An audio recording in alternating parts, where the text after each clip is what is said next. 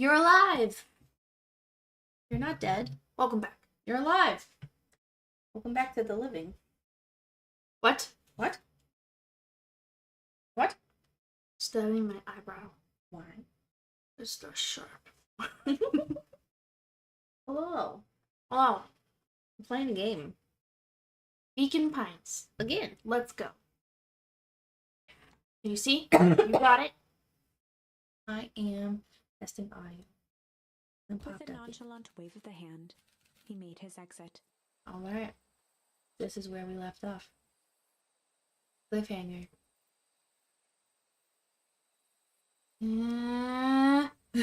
Is there sound? Yeah, there was. Okay.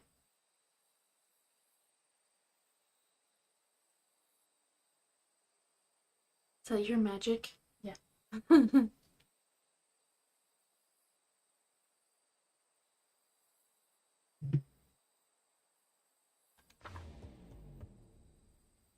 As the clipboards began to slowly advance on the treehouse, Luca looked to Iggy with resignation in his eyes.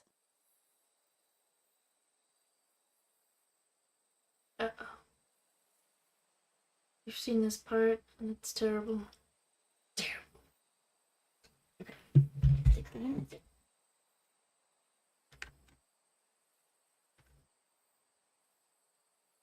It's so nice outside.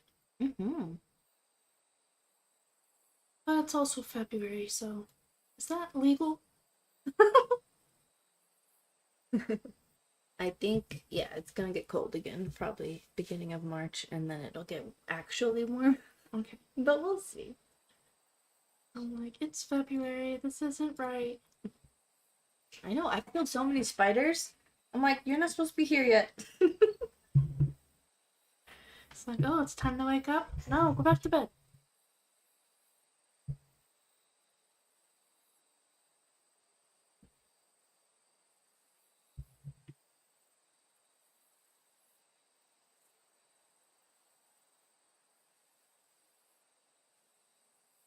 The end.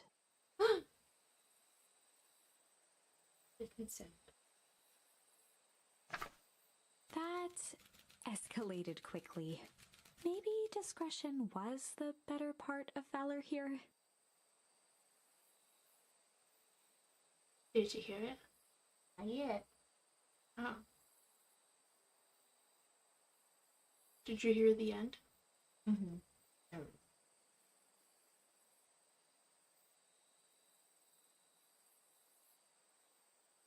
Okay, now I think we're good. Okay. Ugh. Adjusting audio.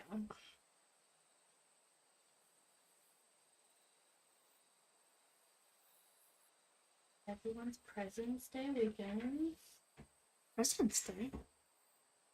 At least in America.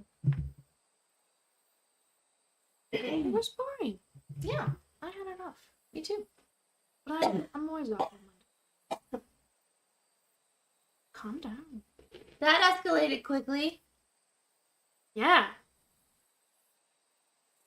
Let's put a pin in this for now. A pin. Oh man. What? Alright. We haven't tried tickle. We haven't tried struggle. Tried all those.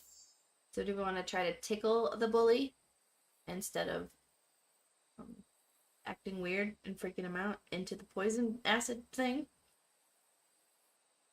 Or do we want to struggle against the unknown person thing? I don't know. I think we wanted to tickle the kid. If that doesn't work, we'll go back to the other one. Time to bust out the tickles. Well, time to bust out the tickles. If he falls again, I'm gonna be upset. Hey Tish, wanna see something cool? Yup.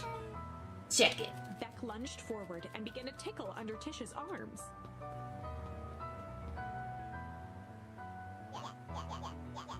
What the? Tish, is she tickling you? Yep. Yep. Yep. Tears began to form in Tish's eyes as she gasped for breath between gales of laughter. Yep. Beck redoubled her efforts until Tish finally had had enough. Run away. What just happened? She seems nice. Sorry for the interruption. I think you were just threatening us. Iggy's eyes darted around, a realization dawning on his face that he was now outnumbered. I just remembered. I have somewhere to be. Be around, new kid. Iggy kicked at the puddle before making his escape. Oh! Oh no! Whoa. What a little creep. Beck, I think you got a little ooze in your hair. Beck shook the ooze out of her hair as best as she could. Uh-oh. Is it bad? It depends. What are your feelings about having a more mature, refined look? Oh god. Not my hair. Chapter 4. The Best Policy. Luca paused for a moment, catching his breath.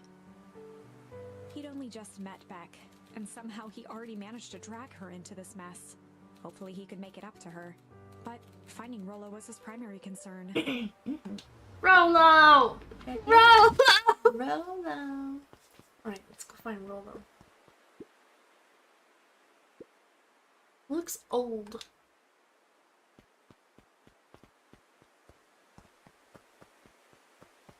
Oh. Luca, what the hell are you doing out here? And why did the kid with gray hair just run past us in a panic? Roxy and Fitz looked drained. It was clear they'd spent all day searching. That's Beck. I don't care who she is. What happened? We were helping look for Rollo. Luca, I need you to start telling me the truth. Roxy's temper could often be dismissed as the impatience of an older sibling, but this was the most intense Luca had ever seen her. Her eyes were wild and unfocused, looking straight through Luca. We're running out of time. In a torrent of rambled words and tears, Luca broke down. Rollo and I weren't just playing in Weepwood yesterday. We were investigating lights at the old Valentine warehouse. But someone was there in a strange suit. And we hid in the dumpster and had a heavy bag dropped on us. And I think it was a body. And so we ran, but got split up. And I ran home. And it's all my fault. And now my best friend may never come back. Wow. Wow. Roxy, still exhausted and angry, softened briefly as her eyes hunted the ground in thought. With a determined sigh, she looked up at Luca. It's not your fault, Luca. Rollo's gonna be okay, I promise. Roxy drew herself up. I'm gonna fix this. Luca, go home. But I wanna help. This is too dangerous for a kid. I can't just sit around. I have to do something. Roxy tried to think of the safest place to send Luca. You go back to that little treehouse you two like to play in. Wait there in case Rollo shows up. Sound like a plan? Luca wiped his cheeks and gave a quick nod. You did the right thing telling me the truth. Now scoot! Scoot! You really believe his story? What other option do we have? Things have been strange around here leading up to the festival. My dad has been acting weird lately. Well, weirder than normal. Looking into the puddle, Roxy rubbed her arms to warm up. Why is it so cold here? This place gives me the willies. Uh-oh. Okay, we're going to the treehouse.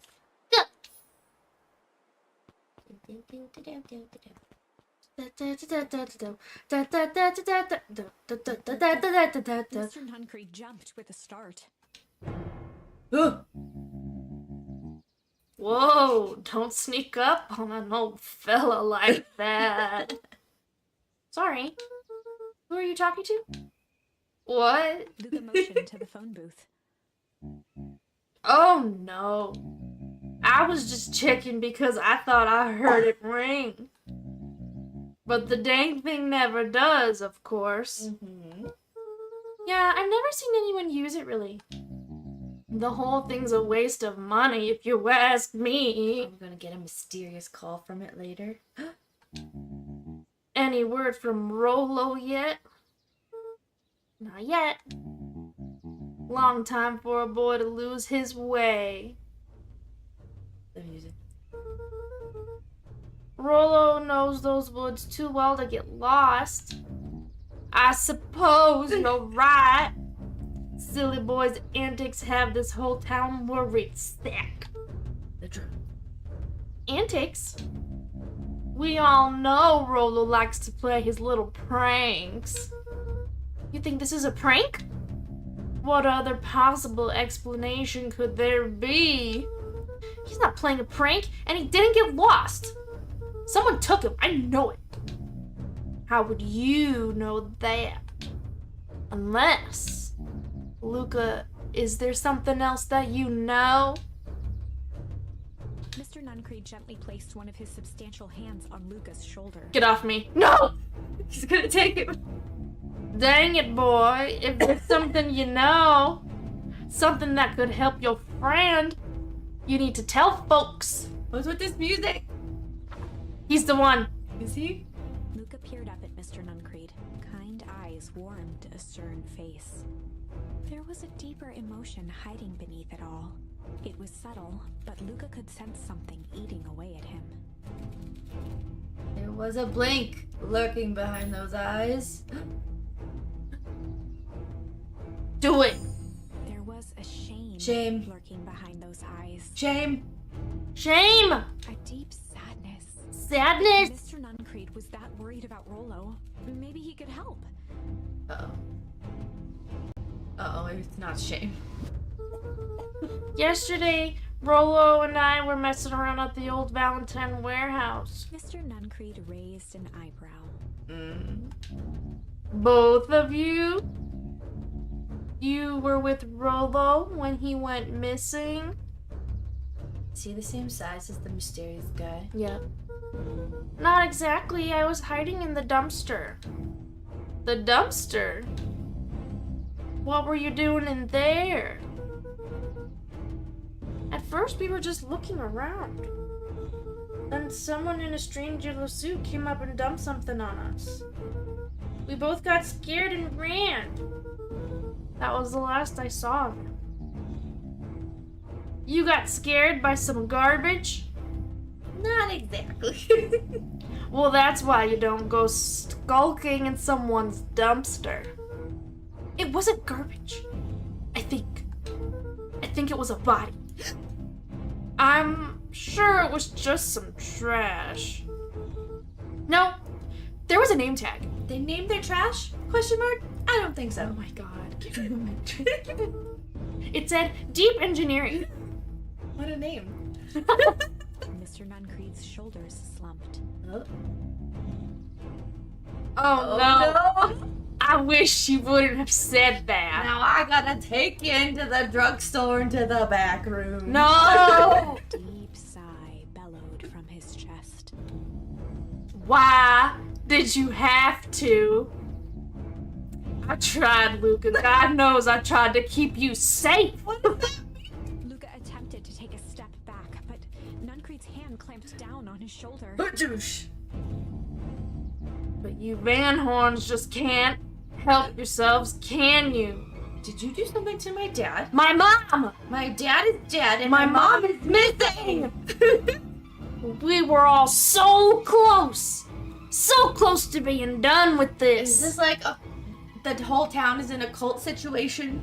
With a firm shove, Nuncreed manhandled Luca into the phone booth. The phone booth? Doctor Who?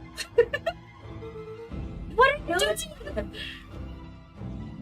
It's out of my hands now. The door latched shut with a mechanical hiss. It's a secret elevator below the town.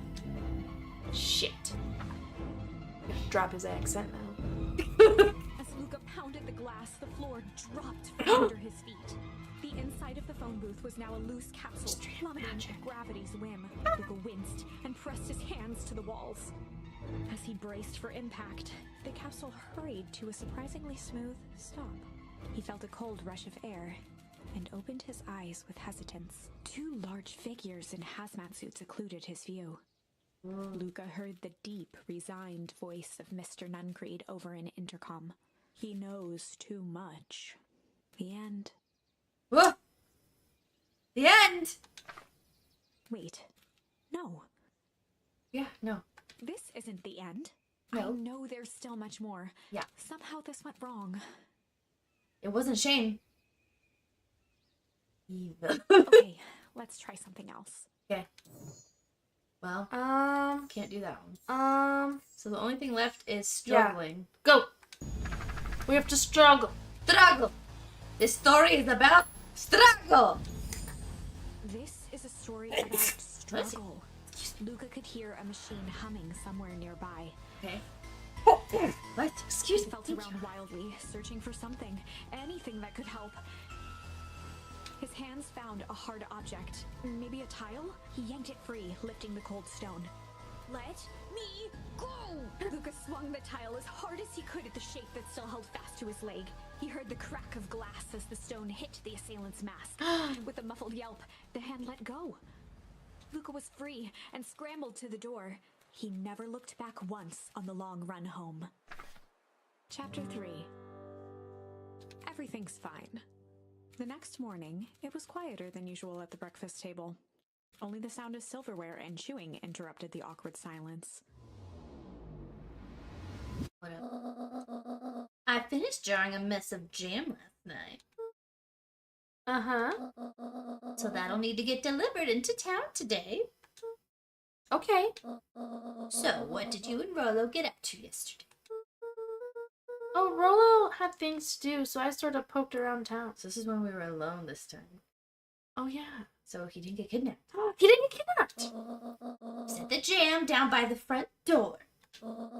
There's 2 batches to drop off. Mm-hmm. One for Mr. Tolliver at the Bag and Wag. Another for Mrs. Fratelli at the diner. Got it. Oh, and Mr. Nuncreed? Dun dun dun. He said he wanted some more. I suspected as much. Yes, he seems to have taken a particular interest in my jam. Is she in on it? There are some extras in the basket for that enthusiastic gentleman.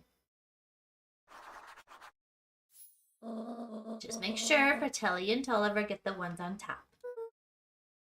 She poisoned the one for him. Off with you now while the day is still young. We have to look around for more things. Let's do it. Looking around. More choices, more Looking choices, around. more choices, more choices. Looking around. How do we know I'm if there's more looking choices? around. More choice. Oh, look at him go. Just a cute little white beaver. Do do do do do do do do do do do do do do. Get the jam, get the jam, get the jam, jam, jam, jam, jam, jam, jam. Oh. Not what I meant. What'd you do? Jam, I hit jam, Y. jam. Gotta get the jam by the front door. I don't know. Who are you calling?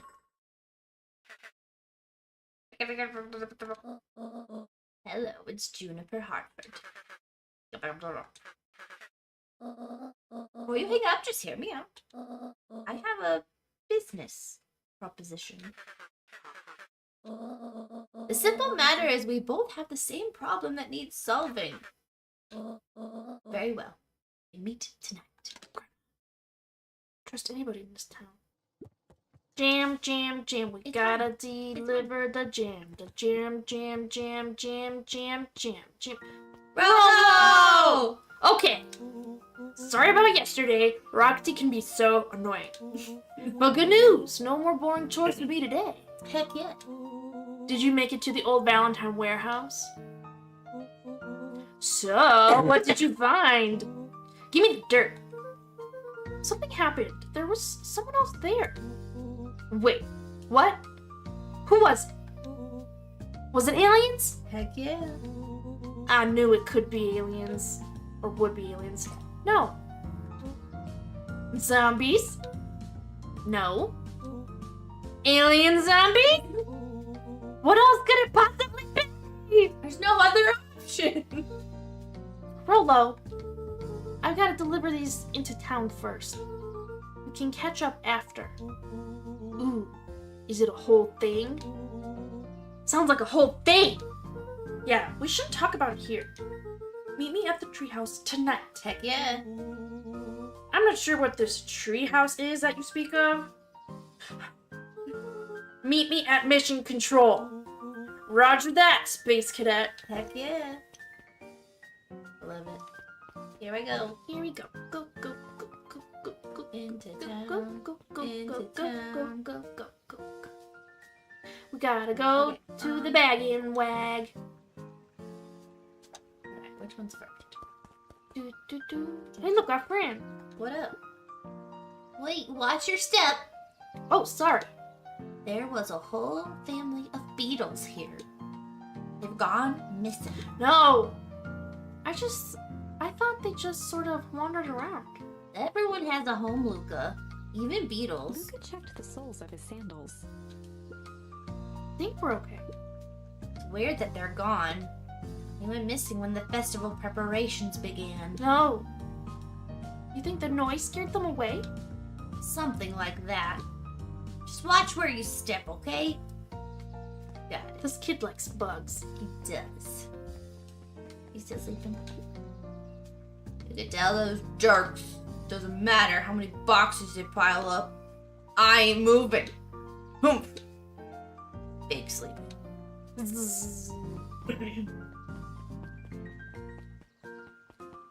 Alright, into town. Hello. Where is the bag and wag? Can I talk to you? No. Can I talk to you? Yes. Anger from the past, mistakes not yet made, and a glimmering hope for the future. He carried them all in equal parts everywhere he went. Oh heavens, what a burden to bear! No. Look, people at the beacon. Are the teenagers up here again? Hey teenagers. Here to talk to you. It's fine. Bye. You can't have my jam. Jim. Hello, can I talk to you? Mr. Wilder, I trust you have time to chat. Eris Valentine, oldest of Sharper Valentine's children, and heir to the Valentine fortune, had a way of making questions seem like demands. I think she's a book. Certainly. What seems to be the problem? Mr. Wilder had learned to assume that if he was hearing from Eris, it was because she had taken issue with something he had put in the paper. I couldn't help but notice that the front page of this morning's paper was consumed with stories about this silly festival. Well, yes. That is the news of the day. But there was no mention of the museum, nor the foundation through which it was endowed. I'm sorry, Miss Valentine. My readers are more interested in this town's future, rather than any one family in particular. There was a time, Mr. Wilder, when the goings-on of my family was the only thing this town cared about. Well, things change, ma'am. And you know, change is dangerous. Is it dangerous? If you finish that thought, I will make that monocle a permanent fixture of your anatomy. Is that a threat? My apologies. Good day, Miss Valentine. Did I give you the impression this conversation was I said good day. Mr. Wilder averted his gaze and began to polish his monocle. Well, good day, Mr. Gosh.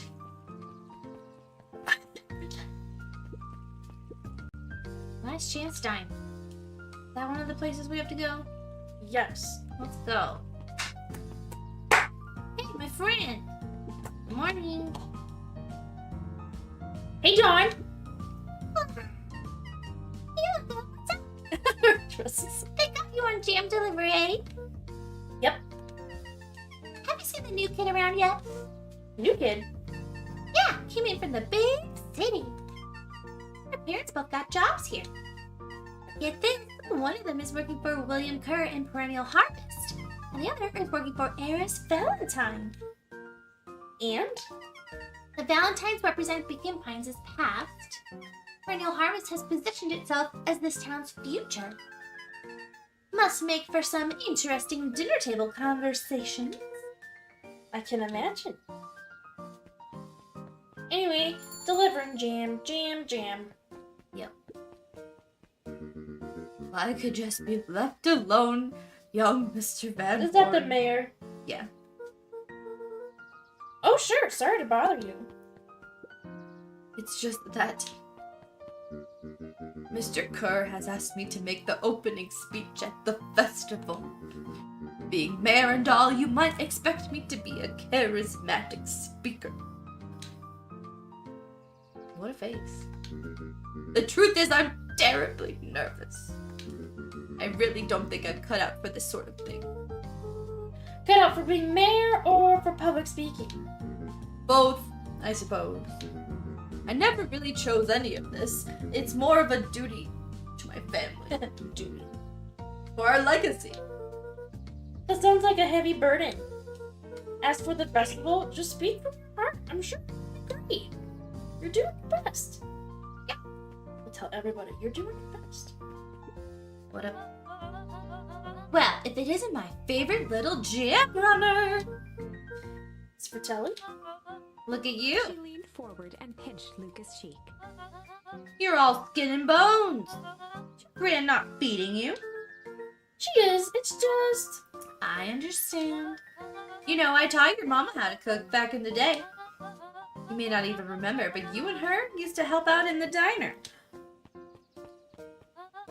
See that picture over there? That's you helping your mama back in the day. So cute, running around your little apron taking orders. The whole situation just breaks my heart. What happened with Eleanor? Break. Oh, got a feeling she's out there somewhere, yearning to be with you again. Few things in this world can keep a mother from her son. Luca shifted the basket uncomfortably.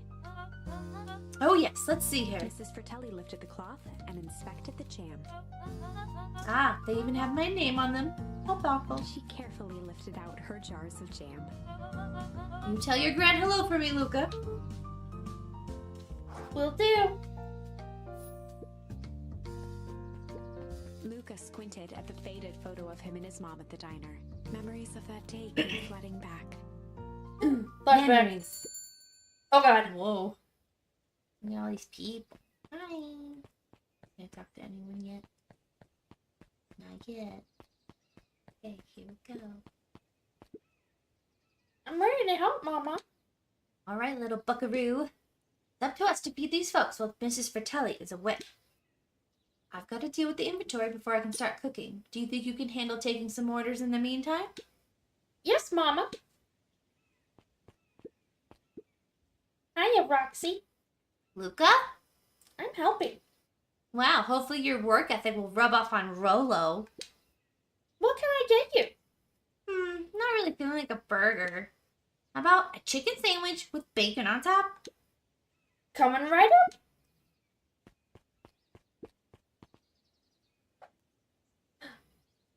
Oh, Chicken chicken. with bacon. And a strawberry shake. Wow, here you go. Here you go. I'll call it the Love Me Tenders. Nice. How silly. Gadzooks, they've shrunk the waitstaff. Jeff slapped the table and gave Luca a toothy grin. How's your pops doing? He's pretty busy these days. I know the feeling. Tell him that fishing rod he ordered should be ready next week, will ya? Sure thing. I've been in the mood for something sweet. Got a burger that could satisfy a sweet tooth? A sweet burger? Yeah, and top it off with some grilled cactus. Grilled cactus? My heart wants what it wants. Alright. A sweet burger. Oh, candy. Ew. And the cactus. Cactus. Look. And a strawberry shake. Oh, a strawberry shake sounds good. Yeah. Here's your order. I call it the sweet and stabby. Now, that's a burger with butt. Wow. Aren't Aren't you a little young to be waiting? The children yearn Tables. for the mines. I'm just helping out. My father had me hustling when I was your age as well. You had to go both ways in the snow to school, I know. Father always says children are to be sails pulling a family ever forward. No pressure. That doesn't sound like fun. There's plenty of time for fun. For instance, Father and I always make time to have lunch together once a month. Luca glanced at the empty seat across from Gus. Should I come back? Oh no, it turns out Father was too busy to have lunch today. Oh. I'll just go ahead and eat alone. Oh. Look. The silver lining is, without him around, I can have my usual. Yeah.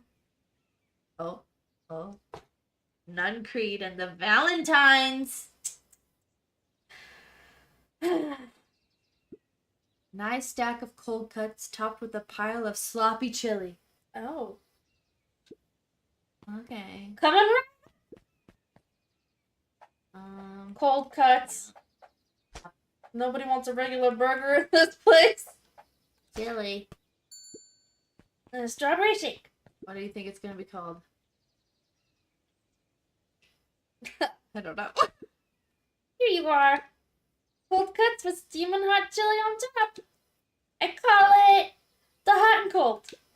That's perfect.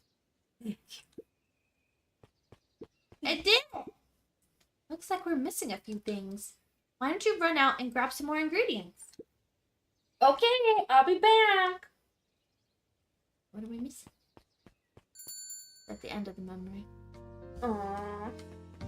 Wow. Well, Do you want your cold cuts with the chili on top, sir? oh man. We need to go to the bag and wag. Anyone want to talk? How do you keep the ice cream cold? You keep them on ice. Where do you get the ice from? I don't know. Somewhere cold. How do they keep somewhere cold? Cold. Look, Bert. Do you want some ice cream or not? Nah, I'm good. Jeez. Huddled at his counter, Hiram Tolliver was meticulously shining apples. More accurately, Hiram Tolliver was meticulously shining one apple. Hello? With a yelp, Mr. Tolliver fumbled the apple, flailing at the air as it fell. Oh, sorry. Oh, no bother, no bother. He leaned forward and lowered his voice. I see you have something for me. Yeah, Gran had some jam. I'm supposed to gift you. He leaned in a bit further. Jam? Yeah, these ones on top. She wrote your name on them. Mr. Tolliver leaned back, speaking loud enough for anyone to hear. Ah, yes! The jam! Thank you so much for delivering this jam! It's drugs to me. Drugs. And she's making us do it for her. Jars of jam, giving Luca a little wink. I shall put it on my store shelves post-haste. Don't you need a business license to sell jam? Okay. I should finish my deliveries. Of course. Of He course! leaned in for a final whisper. Of course. The fuck? Mr. Tolliver. I'm gonna go kick your watermelon again. Bye. Now I need to go to Mr. Evil. Nun Creed. What up? Can I go in the library first?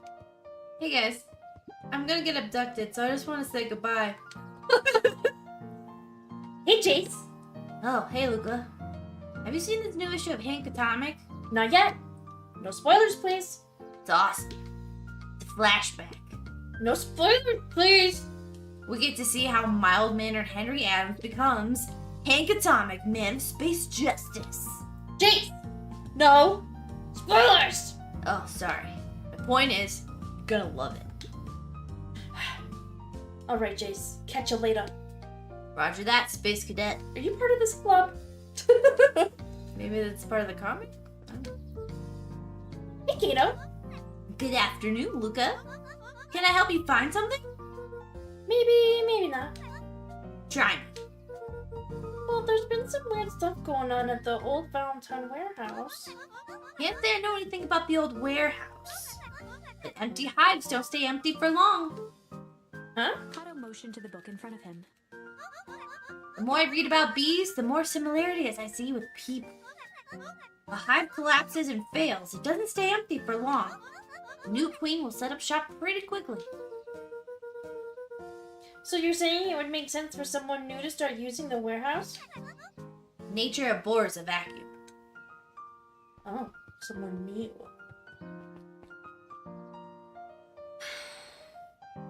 Give it to him. What up? I got some jam for you, Mr. Nuncreed. Luca, you seem chipper. Well, aside from being on delivery duty, it's a nice day. Mr. Nuncreed eyed Luca for a moment, then nodded in agreement. Don't look at me like that. I suppose it is. So, do you want your jam? Oh, right. Usually Juniper drops those off herself.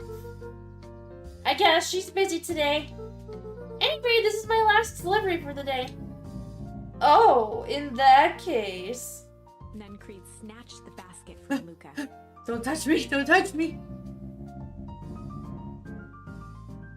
Taking my basket? I'll hold on to the basket until the next time I see your gran. Okay. Hey, The new kid. it's that new kid. Hey, you! Anchovies or pineapple? What? Don't think. Just answer. Pineapple? Why? How old are you? 12. Perfect. Follow me. Yay, pineapple! Who are you? Anyone ever tell you ask too many questions? Just try to keep up, okay? Wow. Go, Luca, go! Go! I can't. What just happened? Well, run. A girl says follow, you go. What? That's not how that works. Hey, what a crazy coincidence. Here's my new friend I was just telling you about. Oh, that's wonderful! Yep, we just hit it off. Oh, really? Get this, his favorite pizza topping in the whole world is pineapple. Oh, And what is your new little friend's name? Beck locked eyes with Luca. The look on her face was equal parts expectant and desperate. Luca Van Horn, nice to meet you. I'm Nellie, and this is Ilona. Ilona. We're Beck's parents. Beck gave Luca a quick nudge. Oh yeah, Beck told me all about you. Already feels like we've known each other for years. So you both can stop obsessing about me making friends. Oh, darling, we never doubted you. It's just that for children with fewer than 5 close friends, the probability of a stunted development doubles. Excuse me? Doubles. Don't think about it. Well, 1 down, 4 to go, I guess. What Nellie means is that we just want this move to be as easy on you as possible. You could relax. Jeez. A friend has been friended. This calls for a celebration. Luca, you must join us for dinner tonight. Dinner? Wow, another coincidence. Actually, I already asked him and he said he would love to. It's just wonderful. In that case, we should pick up some groceries. You two don't get into too much trouble now. Whack, whack, whack, whack, whack. Wow, I can't believe that worked. Thanks a ton. You're welcome. I owe you one. My moms are great and all, but they can be a bit much sometimes. Our house is a little cottage next to that big mansion place. Wait, you live on the Valentine estate? Yeah, that's the spot. Meet me by their big creepy gate. My bad. my knee. That's my knee. I'll be late. Or I'm back to square one on this whole friend grift. Great. See you there. Run so fast. We have a choice. For dinner. Should we go back home or to the treehouse? We have to go to the treehouse tonight. And we have to go to the dinner tonight. No, dinner and then the treehouse. What if we go now? What if he's there? What up? Do you think jam would make good bait? I guess it depends on what you're trying to catch.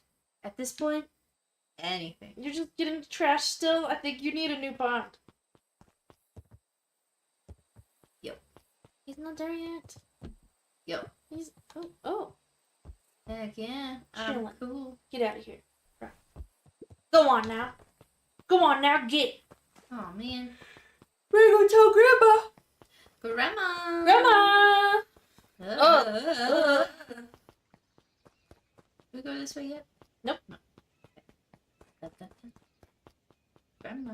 Grandma. Grandma. Grandma. Grandma. Grandma. Grandma. Grandma. Hello. Grandma. Grandma. Garden. Grandma. Grandma. Grandma. Grandma. Are you upstairs? Grandpa. Grandmother. Wait, Grandma. Grand. We can't go in there. Gram. Grand. Oh yeah, she sleeps in our room. Grandma. Okay. Grandma. Okay, I guess we go meet our friend at the gate. Man. To our friend. To our friend. To our friend. Our new friend. We're your friends. That's Dad's We're grave. your friends. That's Dad's grave. Dad, I made a friend. Okay, go to the friend.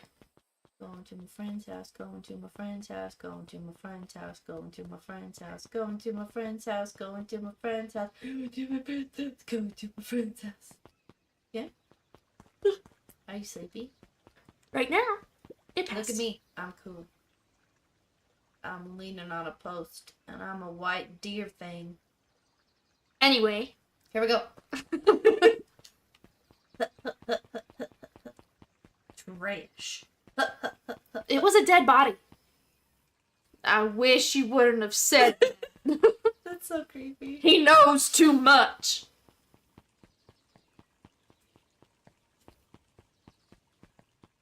Oh, Good morning, Jeff. what's so good about it? Any day further down the tubes, if you ask me. Come on now, it's not all bad. The festival's coming up. The festival. Old man Valentine used to put on cockamamie shindigs all the time. I was like, what's this word? And where did that get us? Well, it's perennial harvest pudding on this one, and they're doing it for the whole town. As far as I can see it, the difference between the old Valentine company and this new perennial harvest outfit Jeff dug through his pockets for a bit. is the difference between this empty soup can and this brown banana. But those are both garbage. Exactly. Thanks, man. Okay. Bye. Cass just has that in his pockets. Jeff, you okay? Don't go in the tube! God, I was scared. Yo, Beck. So, who all lives in that house? Eris and Gus Valentine grew up there, and Solomon moved in a few years back. That creepy kid? That creepy little kid in the vest? That sounds like the one. So, just 3 people live in that huge thing? But a bunch of shady stuff happens all the time in a place like that. Not really. The Valentines pretty much keep to themselves. So it's empty and boring? Pretty much. What a waste. My mom says that it used to be way busier back before Sharper died. Before the foul harvest. Okay, that's like the 5th time someone mentioned this foul harvest thing. And you all use the same ominous tone.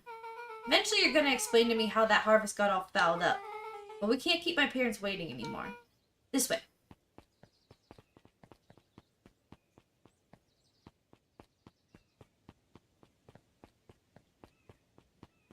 Well, most kids would have just ditched me by this point. Why are you still here?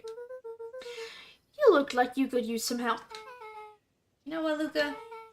You're not so bad. Let's get through this as simply as possible. Just eat, smile, and nod. Fun. Great, whatever you do, don't break up their work. Think I can handle that. Took a long breath, then gave a firm nod. Here goes nothing.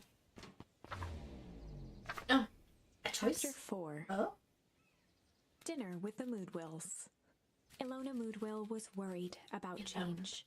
A gardener at heart, she understood the necessity of change, relied on it even. But there was a difference between the controlled world of her plants and this cluttered cottage in a strange town. Almost done. Nellie was a blur of activity, digging through boxes. Sorry, love, couldn't find the dishes. We'll have to make do with paper plates.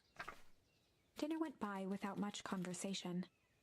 As she watched Beck and Luca finish up their pizza, Ilona let herself relax into the chair. The things she cared about were still here. Nellie finally had the job of her dreams. Beck was beginning to take root. Ilona's task was simply to tend to them. She could do that. Weird wording.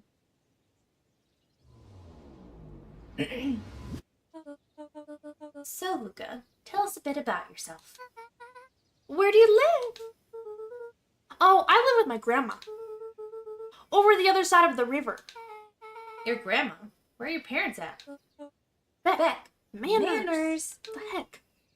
It's alright. My dad passed away in an accident with the rain. My dad passed away in an accident at the fertilizer plant 6 years back. Oh dear! My mom's been missing for a few months now. Like, missing? Luca's eyes were fixed to his plate, pushing a chunk of pineapple around with his finger. Nellie was the one who eventually broke the silence. Luca, how did you like the pizza? Oh, it was good. Very good. Normally we'd have put more effort into dinner. Ilona nervously gestured toward the boxes. We aren't fully settled yet, and Beck had mentioned that it's your favorite. I'm sorry, are we just skipping the part where you said his mom was missing? Oh my god. I'm sorry, Luca. This move has all... this is all a little We're just all in a tizzy. Luca wiped his face with his sleeve. No, it's fine. So Beck said that you moved here for work? She said not to mention the work. Beck gave Luca a swift kick under the table. Ow! I mean, what brought you to Beacon Pines? Oh, you were right the first time. We're here for work. Nellie won't tell you this, but she's a brilliant chemist. I don't know about brilliant, but I do love it. She's brilliant. Perennial Harvest just made her their newest lead research of deep engineering. She makes it sound more impressive than it is. Murders. I'm just happy that I get to make a difference in the world. Perennial Harvest is at the forefront of evolving agriculture. You do something more useful than sprinkling water and excrement on the ground. Luca glanced over to Beck. She seemed to be holding her breath. What Nellie means, Luca, is that there are different ways to grow plants. Some people talk to their plants and hope for the best. And some people happily leave their job to allow a loved one to pursue their dream. You swore you didn't! Slammed her fist into the table, perhaps harder than she intended. Hey, Luca! How about some dessert? Actually, I have to meet my friend Rolo soon. Luca glanced outside to gauge the time. The sky was darker than he expected, filled with ominous clouds. Looks like there's a storm brewing. I should get going. Oh, I didn't think there was any rain in the almanac. Yeah, almanacs aren't that useful around here. Luca wiped his mouth one last time with his napkin and started to get up. Thank you all for the pizza. It was really good. It really was good. I'll see you at the festival back. She's coming with. Yeah! Wait up. I'll walk you home. Surprised, Luca turned around. He knew Rollo could be prickly around new people. But Beck seemed cool. Rollo would warm up to her eventually, probably. Oh, a rumble, a break. Oh, maybe start with rumble, like thunder? Luca began to respond, but the sky answered for him as the clouds above began to rumble with ominous thunder. You sure can make it home? You sure you can make it home before the storm kicks off? Luca surveyed the roiling clouds. I'd say the odds are good. Maybe you should stay here and I'll just make a break for it. At that moment, the heavens opened up, unleashing torrential rain. Care to recalculate those odds? Is that you? Which one? Hurry inside too before you catch a cold. No! Run! Go back. It's fine. Luca, now you will keep trying to reach your gran on the phone. In the meantime, you two hold tight.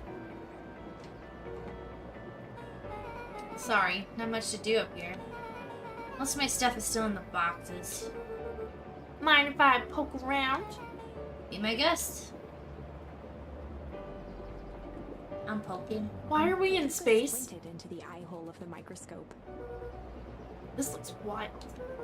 What is it? Gum. Gum? Luca adjusted the slide with his fingers to get a better look. I'm tracking the structural integrity of gum with increasing amounts of chewing. Chewed that one for 47 days. Luca wiped his hand off on his sweater and gave a nervous laugh. It's weird, I know. Beck looked down, timidly tapping the ladder with her feet. You think it's weird, don't you? A little. But weird can be cool.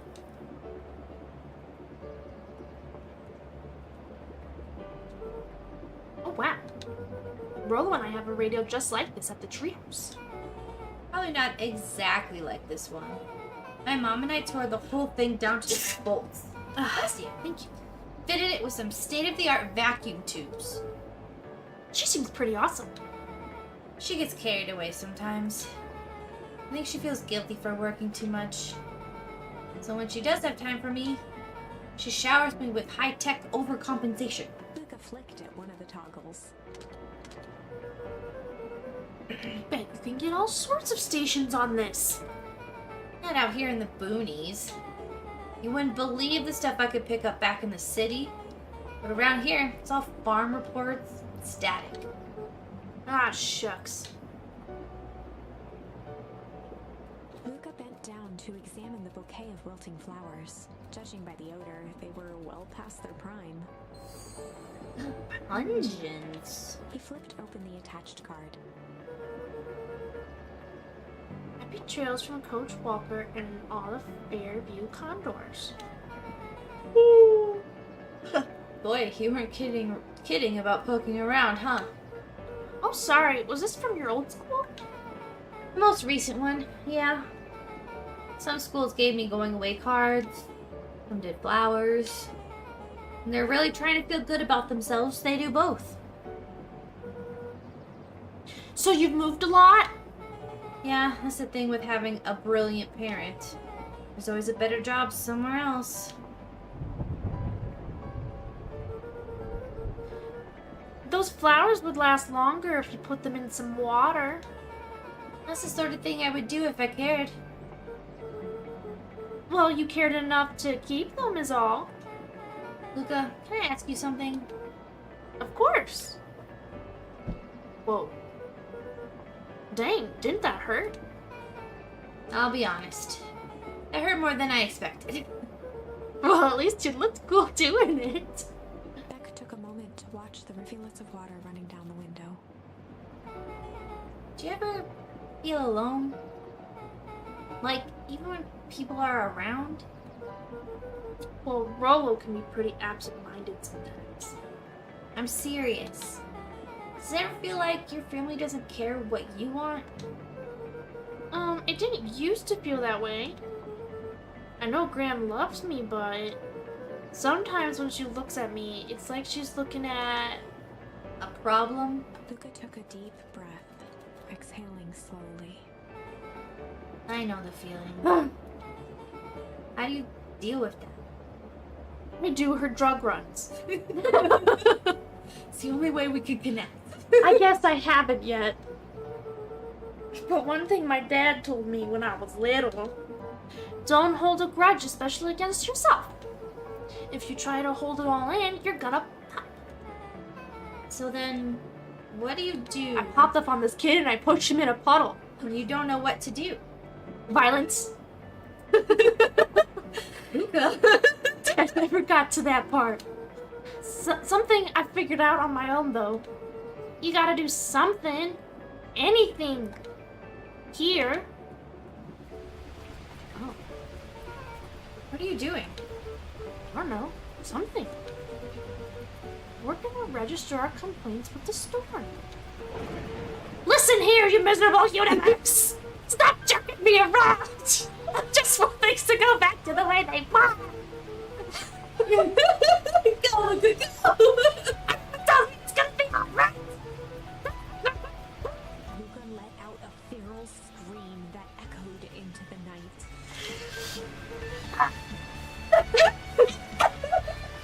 Every time something changes.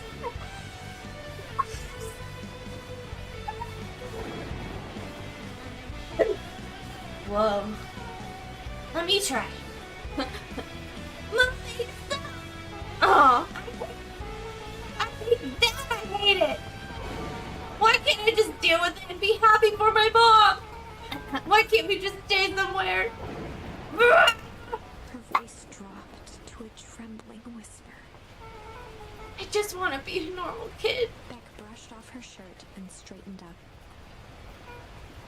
There. Wow. I actually feel a little better. As abruptly as it began, the storm abated. Rollo. Thanks. I needed that. Me too.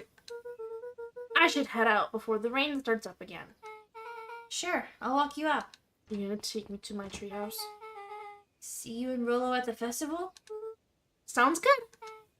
Luca, don't let the universe jerk you around. Beck gave Luca a light thump on the arm before heading in. Chapter 5.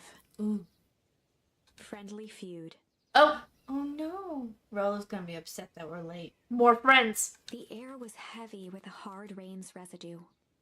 The smell of wet things. Despite his dreary surroundings, Luca felt at peace. He'd never shared those details about his dad with anyone, not even Rollo. But it's not like this changed anything. Rollo was still his best friend. Adding Beck to the group would help balance things out. Everything's better in threes. This is what Luca told himself as he headed to the treehouse.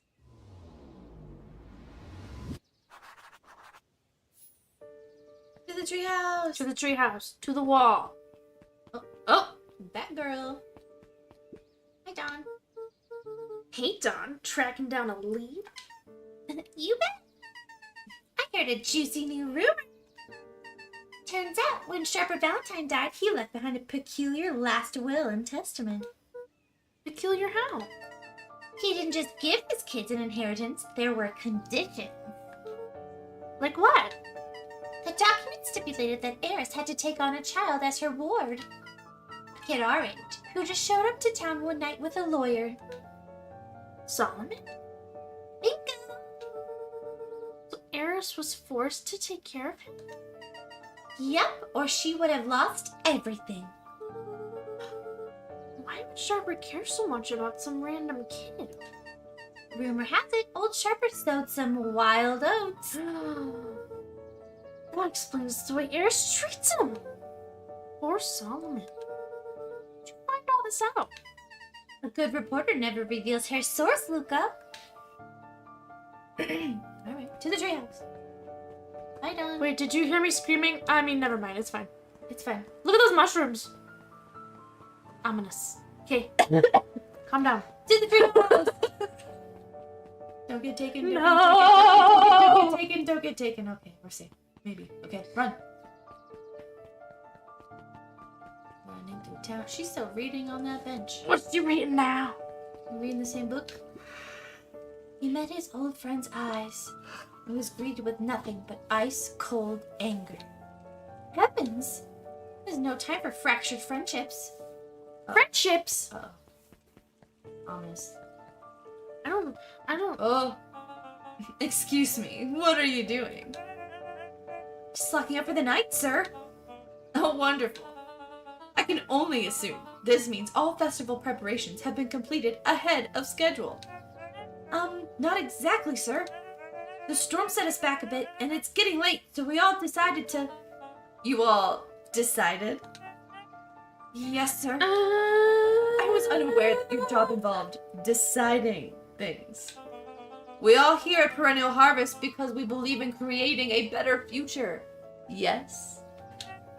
Yes, sir. Very much, sir.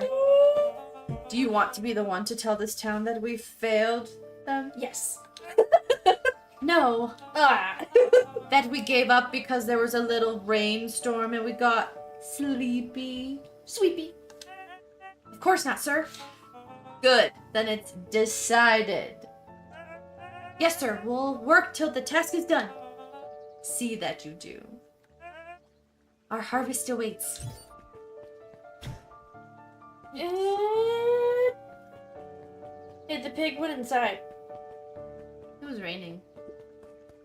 I ain't moving.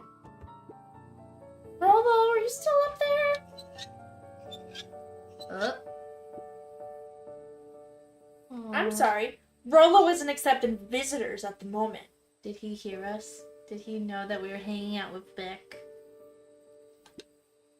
Come back never. Luca had only ever heard him speak in this stiff yet gentle tone a few times, and it always meant one thing. You're upset. Oh, what makes you say that? Maybe because my best friend abandoned me for no reason? I didn't abandon you.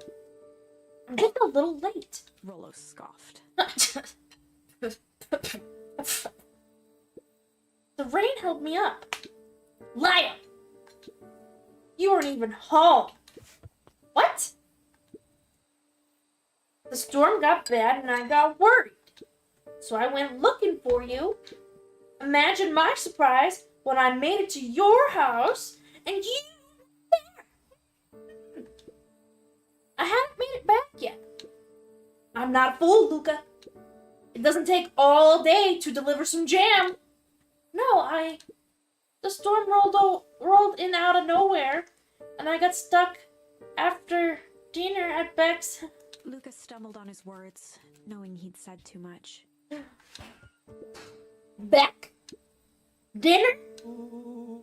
What the heck is a Beck? Oh, Rolo. She's a new kid in town. She's actually kind of cool. You'd like her. She needed help convincing her parents that she made some new friends. New friends? I spent all day waiting for you. And you were off making new friends? It's not like that, Rolo. You know, while I was waiting, I made some upgrades to mission control. It was gonna be a surprise, but you took so long, the storm knocked it all down. Just like you knocked down our friendship. What does that even mean? Luca became instinctively angry in response. Both boys were now shouting across the distance. It means you're a bad friend. You don't care about me? Of course I care about you, you ass. I knew I'd get in trouble waiting so late for you, but I kept my word. Because that's what friends do. Oh, wow. What a noble sacrifice you made. Easy for you to say. Uh-oh. Your granny doesn't even care. Rolo. You You can stay out as long as you want, and you won't even get in trouble. Seriously? You're acting like I chose this? If that's what you think, then maybe you're the bad friend. Rolo's tone changed to a calm, yet more intense anger. Uh-oh, tears. Maybe Pa's right. Storms bring more than water.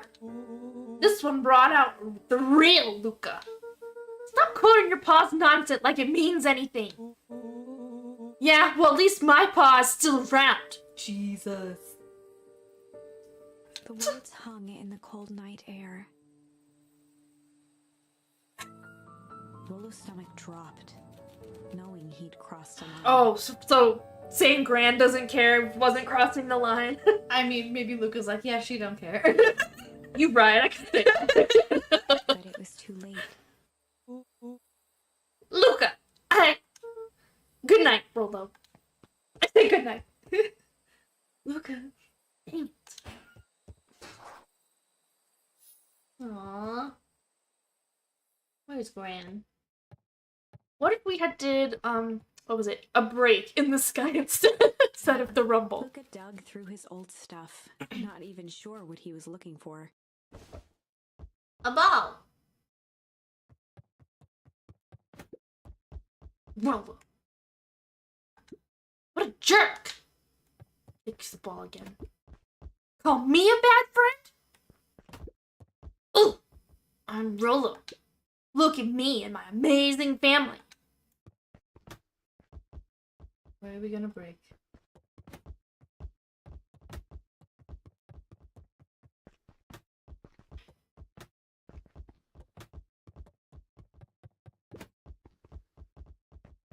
Not done yet.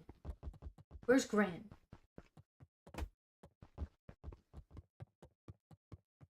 Downstairs.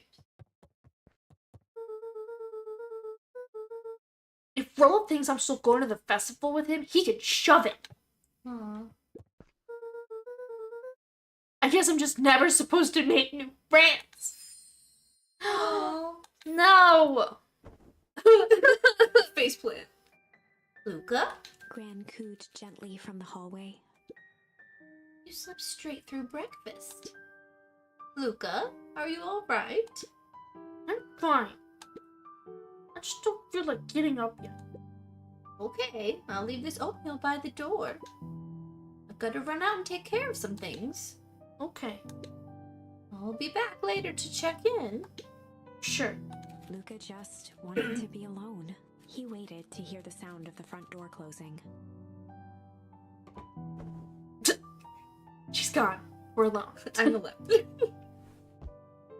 And kick. I bet Rolo's still gonna go to the festival. He's gonna be miserable.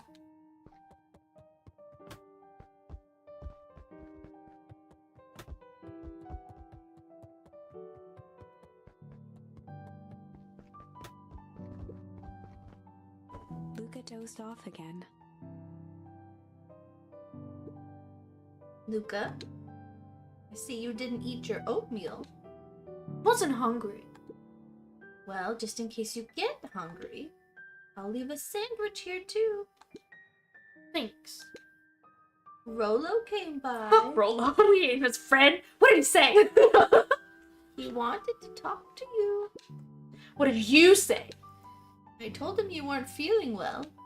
Good. So your plan is to just sit in your room all day? Pretty much. Well, I need to pop away again for a minute. You decide to end your pity party and go outside. I think it'd do you some good. Noted. Luca still couldn't bring himself to go out. Besides, if he ran into Rolo, he'd have to actually confront the situation. Outside. Go outside. Kick the ball.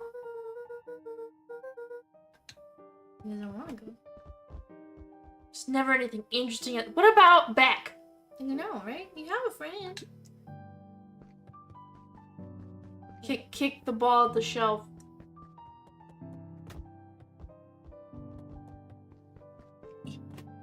Again. Adventures of Hank Atomic. The complete first volume. Luca carefully opened the cover and began to read. Heck yeah. Rollo had received it for his birthday, a special hardcover edition with behind-the-scenes commentary and bonus art. What? Rollo cherished it, but asked that Luca keep it at his house. Luca wasn't sure if it was because Rollo didn't trust himself with it, didn't trust his sister around it, or just wanted an excuse to come hang out at Luca's more often. Whatever the reason, Luca didn't mind, but it had stayed right there where Rollo had stashed it ever since. Now, at the foot of his bed, Luca lost himself in the pages. He'd read it all before, but at this moment, it somehow felt sentimental. He was well into issue number 5 when he heard soft footsteps from the hallway. Luca? Another little friend came to see you. Girl named Beck Moudwill? Modewell. Moudwill. Modewell. There you go. She said you met yesterday? What did she say? Is she here? She was just dropping by. I told her you weren't taking visitors today. Oh, She seems nice. yeah. You had a fight with Rollo, didn't you? Can I come in? Maybe later. All right then. I'll leave dinner Ah! on the kitchen table in case you want a bite before bedtime. Without realizing it, Luca had pouted away the entire afternoon. And the festival. He once again felt the weight of it all and allowed his weary eyes to close. Didn't eat Luca anything. stood in a vast black expanse. He looked up at his father standing beside him. What up? Walt was working a straw at the bottom of a fountain glass, trying to collect the last bits of milkshake. Dad, where are we? Taking a final loud gurgling sip, his father peered up from the glass.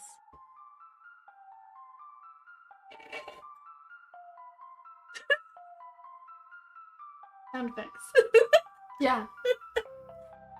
He jangled the straw playfully with a warm smile, then lifted the empty glass as if to point into the darkness. The source. What? Luca's eyes followed his father's gesture. In an instant, he was sitting in front of a blazing campfire. Across from him sat a large figure in a yellow hazmat suit. Excuse me? The figure's voice was a scratchy echo. Well, if it isn't the man of the hour, make yourself comfortable. Luca held his shivering hands over the flame to warm himself. It doesn't work that way here. Their yellow-gloved hand pointed to the base of the flame. It's a cold flame, see? Huh? Luca peered at the base of the fire. It wasn't wood that was burning. It was Beacon Pines itself. What is happening? Buildings, freezing and crumbling as they were consumed by flame. Luca could see small shadows moving in the burning city. People. Luca leapt to his feet. We've got to help them! The figure gave a dismissive wave of their hand.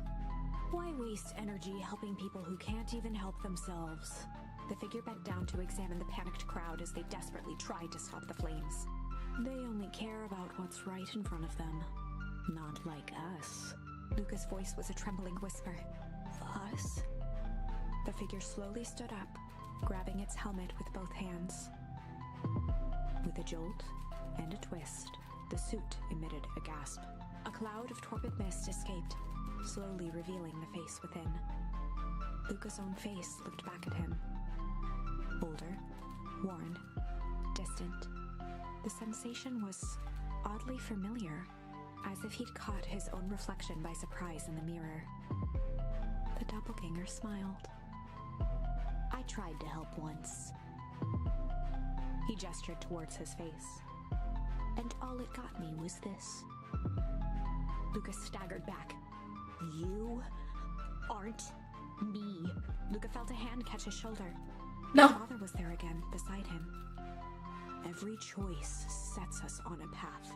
This is the end of one of your paths, son. Luca watched his older self shake its head ruefully, its face twisting into a cruel grin. Well, Dad, if you wanted him to see this, far be it from me to disappoint. Luca watched in shock as the figure took a confident step forward and plunged into the flames. In a flash of cold light, he was gone. What does all of this mean? Luca felt a reassuring squeeze on his shoulder. Just remember, why we choose matters just as much as what we choose. Luca woke up to see a hazy figure at the foot of his bed, silhouetted in the morning sun. Oh, God. Mom? No, dear. It's only Gran. Luca rubbed his eyes. The kind, concerned face of his gran came into focus. How are you feeling? Fine. Anything you want to talk about? I don't feel like talking. That's just as well. How about you sit there and listen? Whatever you and Rolo fought about doesn't matter. But he... Gran silenced Luca with a gentle pat on the leg. Fights between friends happen. What was said doesn't matter. The important thing is that it's not the last thing you ever say to each other. But he said stuff about Dad. Well, do you think he meant it? No. He was just mad. Mm-hmm. And did you mean any of the things you said to him? No. Good. One must appreciate friends in their best moments and accept them in their worst. Accept. Now get your little butt out of bed. The festival's today. Oh, You don't want to miss that, do you? I guess not. Seems like a good opportunity to make amends with Rolo, doesn't it? Luca gave a reluctant nod. I thought the festival was yesterday. So buy him a corn dog and apologize. Oh, a corn dog! But he's the one that... What did I just say? Buy him a corn dog. That's a good boy. Everything's better with corn dogs. Yes, Grandma. I need to get going now. Got some last minute festival business to take care of. I'll come find you at the fountain a little after lunch.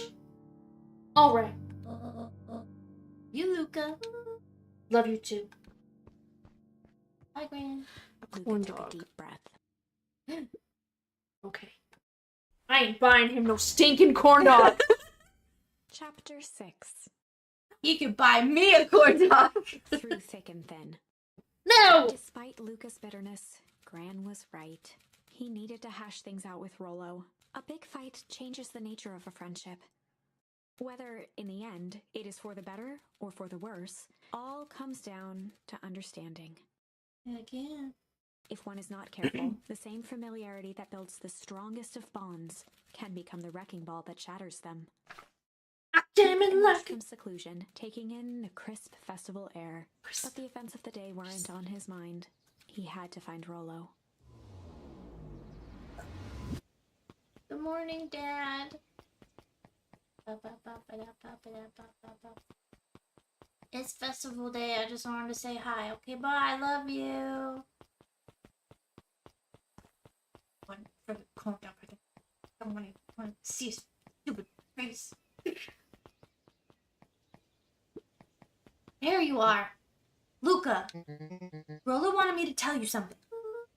What is it? Roxy rolled her eyes, shaking her head. A space adventure, though you needn't buy it. If ye be brave, go somewhere quiet.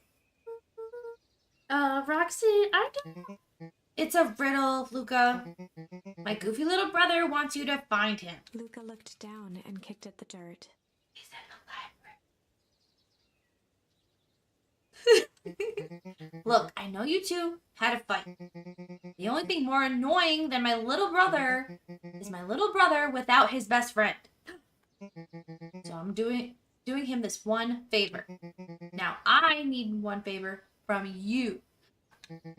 Whatever it is that went down between you two, squash it. So, corn dog. Somewhere quiet. The library, right? The library. A festival. Where's my new friend? See her. Unique New York. Unique New York. Huh? Oh, don't mind me. Just warming up for my big ceremony speech. Mr. Kerr pointed to his grinning mouth. Gotta limber up the old gab box. You nervous? Oh, heavens, no. Well, break a leg. Give me the... Whoa. Okay, sure. How goes the beetle hunt? Pretty rotten. I haven't seen so much as an exuviae. And it's not just the beetles. This morning, I couldn't find any critters at all. It's like everything that buzzes or skitters just packed up and left. I'm sure they're out there somewhere. Maybe all the commotion of the festival just spooked them. Yeah, maybe that's it. Welcome to our festival! Don't forget to come back later for Mr. Kerr's speech and the Perennial Harvest Festival sign reveal. You don't want to miss it. Is it full of dead bodies? Sure. I don't know who Perennial Harvest thinks they're impressing with this ridiculous festival. Totally. The town's still falling apart. The weather's still cruddy. And this season's harvest looks like it's gonna be worse than last year's. You said it. Yeah, but you were thinking it. No amount of corporate pandering is gonna change any of that. Exactly. But the lemonade at the drink stand over there does look pretty tasty. I'm still gonna be mad at them. I'd just rather be mad while sipping some delicious lemonade is all. She's got a point. Ain't moving. You went inside last night, bitch. Don't lie. Every single time. Yup. Wait for it.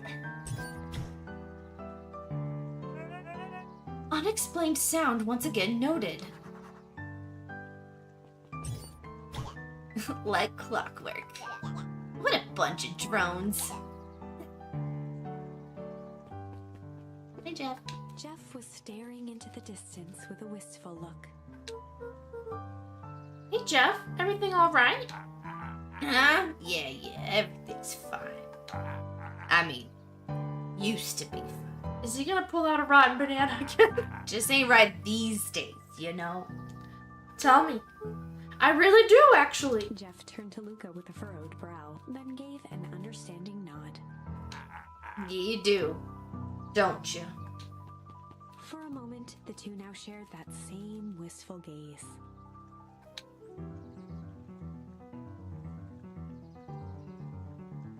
Anyway. Bye.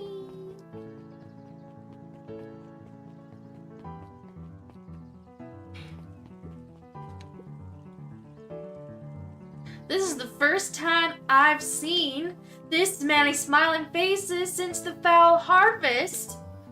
I had my doubts about Perennial Harvest. I must admit, they do put on a nice party. Do they? A most welcoming of welcomes. Would you like to share your thoughts? We always strive to improve. Nope.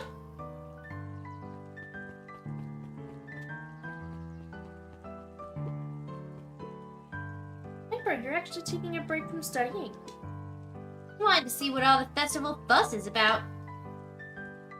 But I can't help but notice you still brought your backpack full of books. Luca, backpacks can carry a lot more than just books. True, true. So what you got in there? Jam? Books. Is anyone up here? Teenagers. Hi, Luca. How's Griffin doing? What? Oh, nothing. Sorry all became flesh. Just pretend I didn't say anything. Who's Griffin? Hmm.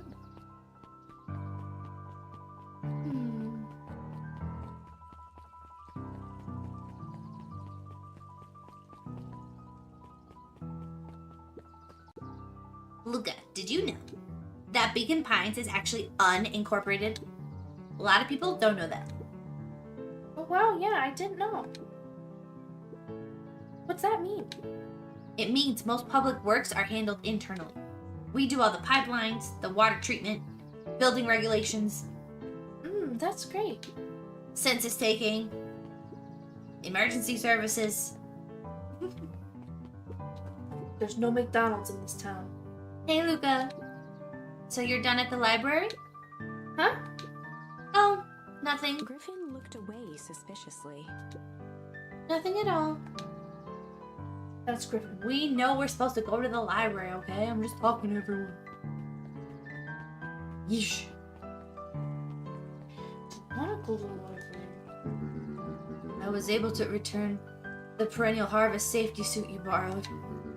I don't think anyone noticed. Good. Now will you tell me what you needed it for? It was a favor for an enemy of my enemy.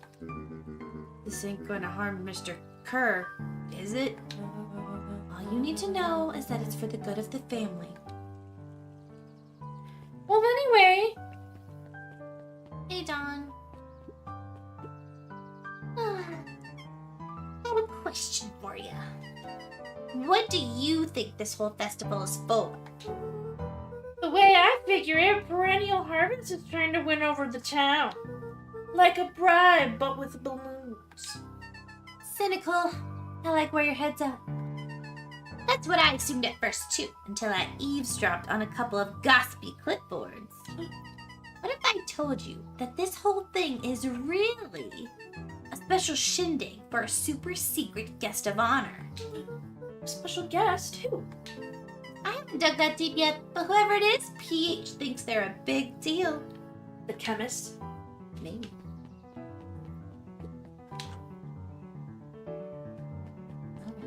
Well.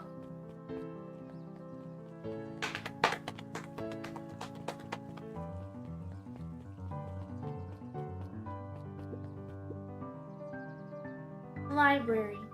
Somewhere quiet. Yep. Here we go. He's not here. Hey, Luca. Kato's eyes lit with excitement. I've been expecting you. Bravo on deciphering the first riddle. Fuck. The first. Oh, you didn't think that was all, did you? Rollo does go all out, doesn't he? Kato straightened up and cleared his throat as if preparing to sing. On playing four pool, you may take issue.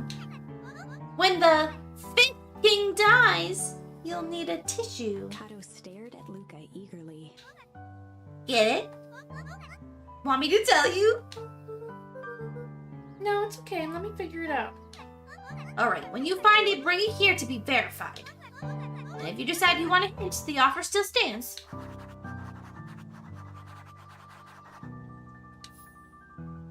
We need the 5th issue of the comic.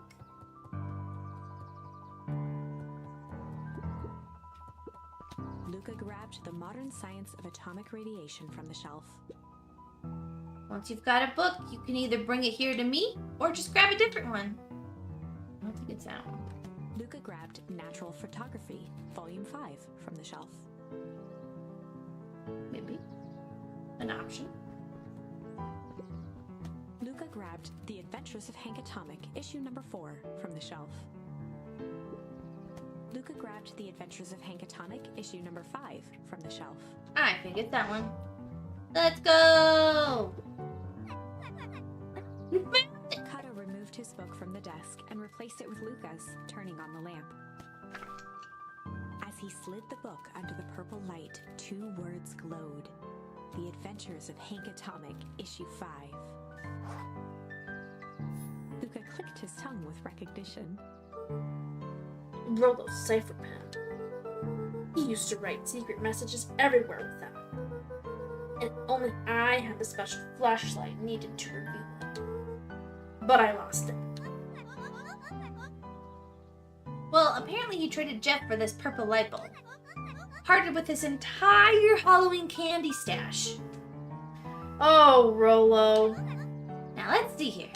Kato began flipping through the pages, stopping when he hit a glowing word. Get away with such a He grift. continued flipping. Only found in row. Cart. Reaching the end of the book, Kato looked up. That's it. Grift. In. Grub. Cart. Griffin. Griffin's grub cart. He wants me to go to Griffin's snack stand. Aha, brilliant. Guess you're off then? Good luck on the rest of the scavenger hunt. Thanks, Kato. Kato. Here we go. Off to Neverland. Heck yeah. Stay away from that phone booth. Yep. Griffin! What's the next clue?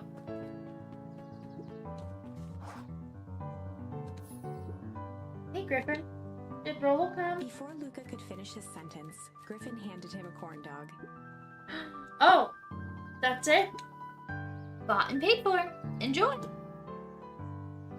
I thought there was supposed to be a riddle or something. Luca shrugged, taking a sizable bite out of the corn dog. Yuck. It's cold. Oh yeah, that's been sitting here for a while. Rolo wanted me to be sure to give you that one, specifically. Well, that's just... Luca tongued at his cheeks, feeling something rough between his teeth. He reached into his mouth and pulled out a slip of paper. Razor blade. Oh, come on! He shook off the bits of corn dog to read the slip. Is all this shit gonna be like, meet me at the treehouse? A pickup when you need some pep. The coffee. Near the fountain up the step. Luca Cafe? finished off the remainder of the corn dog. This is getting to be a whole thing. To the coffee place!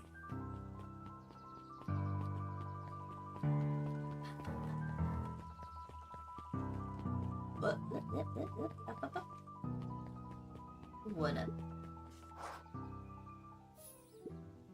There you are, Luca. There's no way I'm actually doing this. It's way below my pay grade. Oh, come on, you big stiff. Let the kids have some fun. Rolo owes me one. Lumi waved his hands around sarcastically as he began. What takes flight but has no wings? Your final task a friendship brings. See, that wasn't so hard. Hard. Ugh, I feel cheapened somehow.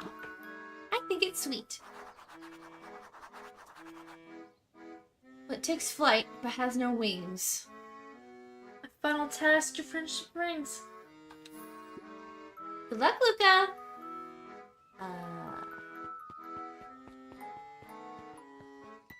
A balloon. Rolo! Hey. Hey. Did you find the comic book? Yep. And you got the corn dog? Yeah.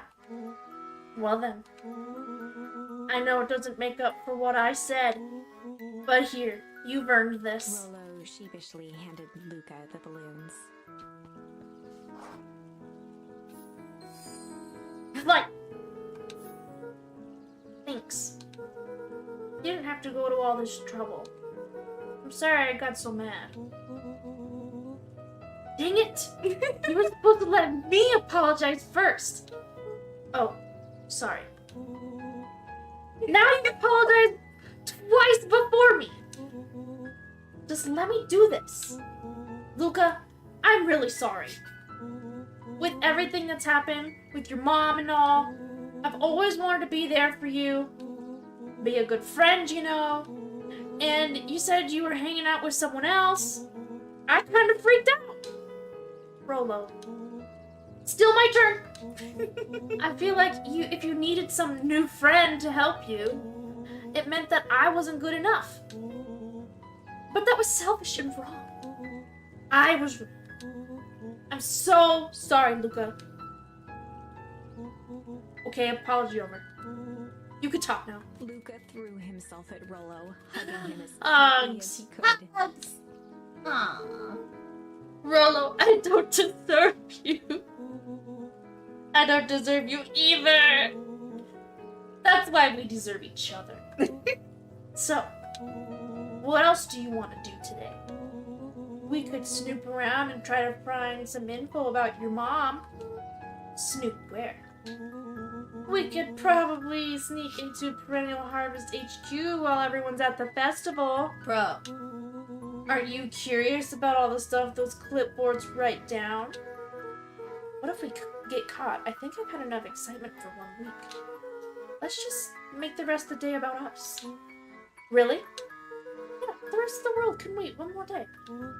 You know, I've been wanting to get some work done on the MCDC at Mission Control. The aim is a bit unpredictable.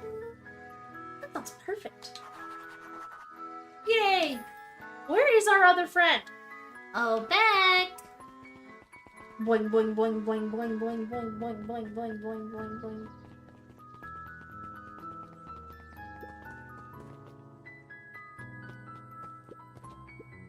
Did you hear? After Mr. Kerr gives his big speech, they're gonna have the first annual biggest catch competition. Oh no. As long as a boot qualifies as a catch, I'm a shoo-in. Oh no. Good luck.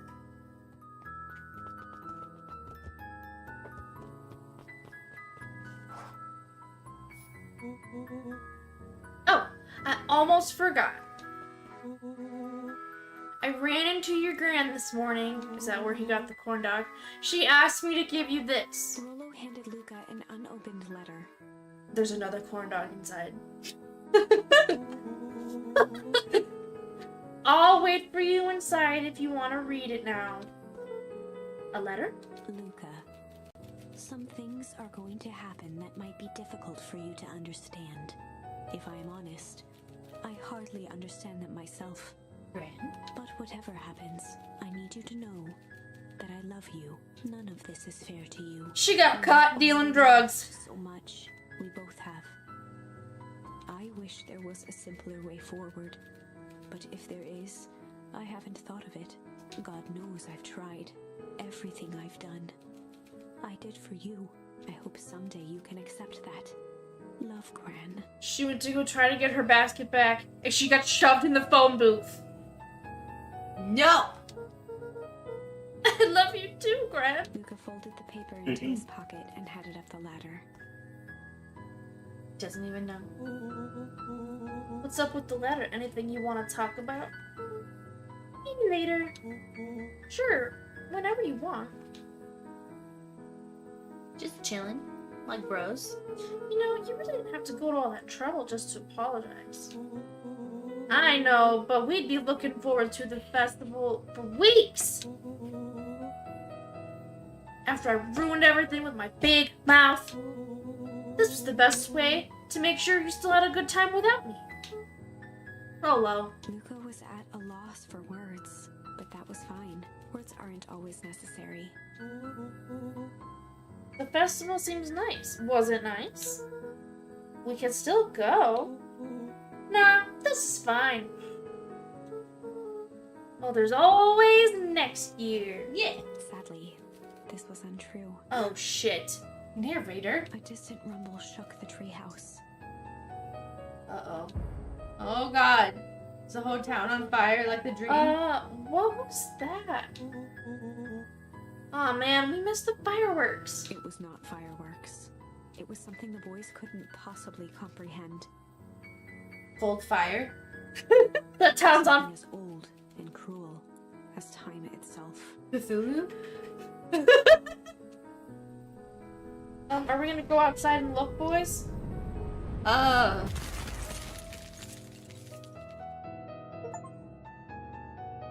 What? A shockwave of cold tore through the room. A bitter, unfathomable chill. The parka's right Before they there. could react, it encased them in ice. Two boys, reunited by friendship, only to be cruelly separated by a malevolence beyond reason. And What? so, Our story ends on this melancholy scene. What? In a silent treehouse turned statuary, in a town brought low by its secrets, sits a pair of friends, alone, together, for the rest of time. What? The end. What a crazy ending! What is happening? No, that can't be the ending. It simply This doesn't can't. make any sense. I won't accept it, and I hope you won't either. One more. There are more endings. More We possibilities. did get a lot of I words can this feel time. it. We are just going to have to sort through them all until we find the one that fits. Yikes. Alright. We needed to do break instead of rumble. We got flight. Or fight. Oh. Oh, we could have run.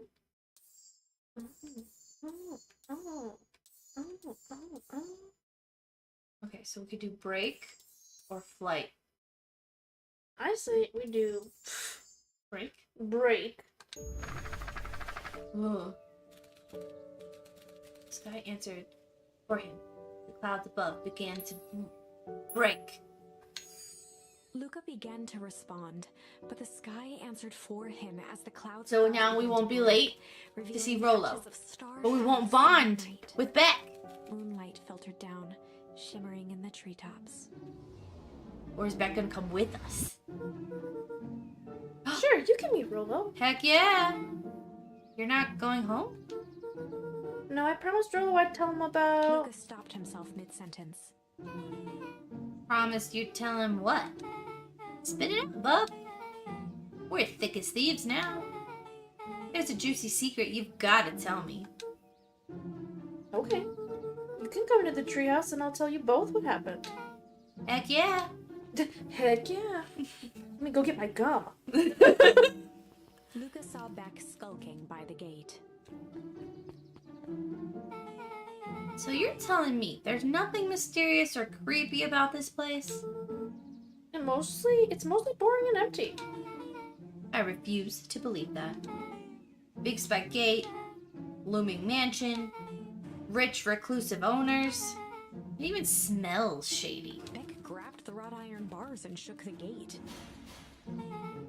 Mark my words, you decadent nightmare house. You will reveal your secrets to me!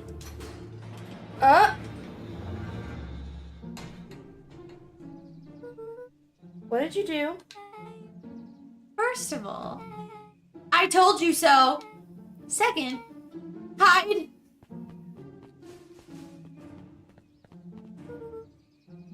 That's Eris Valentine. Who's that she's talking to? Shh. I expect you to return that suit in working order. Of course. As long as everything proceeds as planned. There's nothing to worry about. The only thing I'm worried about is what's rightfully mine. That means making some unsavory alliances. So be it. I couldn't agree more. There comes a time to suspend hostilities. I'll deal with our common threat. This is what I'm talking about. Should have done the Voice was southern an accent. excited whisper. Proper shady stuff. Suit like that tried to grab me yesterday. Seriously? Shh. You do understand that when this all inevitably fails, I will deny everything? I wouldn't expect any less of you. I just worry about your part in this and let me handle the rest. I can't wait to see the look on that Rube Kerr's face. Yes, the truth will come to light. I'm still surprised you're so comfortable with the potential collateral damage. If there's one thing I've learned, it's that change is painful. Wow, I was expecting shady. Just flat out supervillain talk.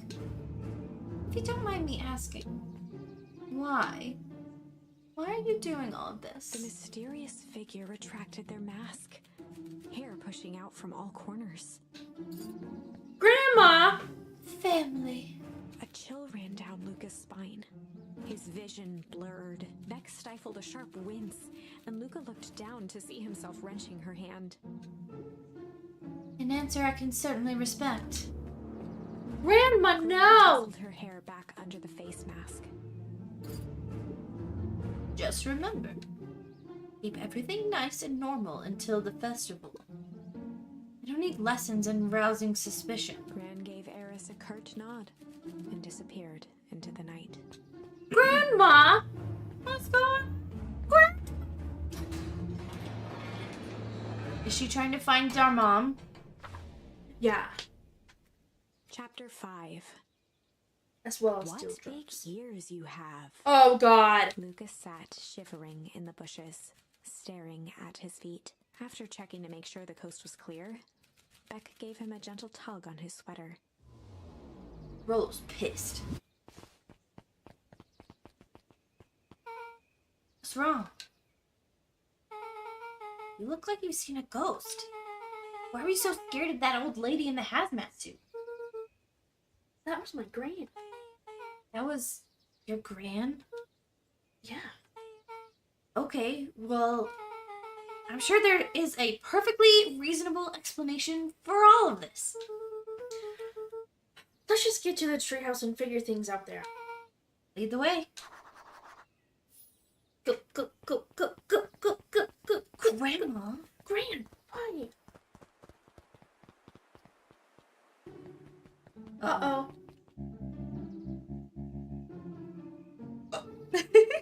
For the last time, there's nothing to worry about. Of course, we're not worried. The clipboard finished writing with a scratchy flourish and looked up. Just dotting our I's and crossing our T's. Well, maybe try minding your P's and Q's. Mr. Nuncreed, arms crossed over his paunch, gave an exhausted sigh. If there's anything you need knowing, you'll know it. Absolutely. If you'll just sign here acknowledging everything is accurate, we'll be out of your hair in a flash. Oh, for the love of... He snatched the pad and scribbled his name so hard the pen nearly snapped. There. And would you like my eternal soul as well? The clipboards looked at each other for a moment, almost pondering the possibility, then broke into laughter as they walked away. Ha ha ha ha ha ha ha ha ha. Ha ha ha ha. Stranger Things music. Hi, Mr. Nuncreed. Luca, let me give you some advice.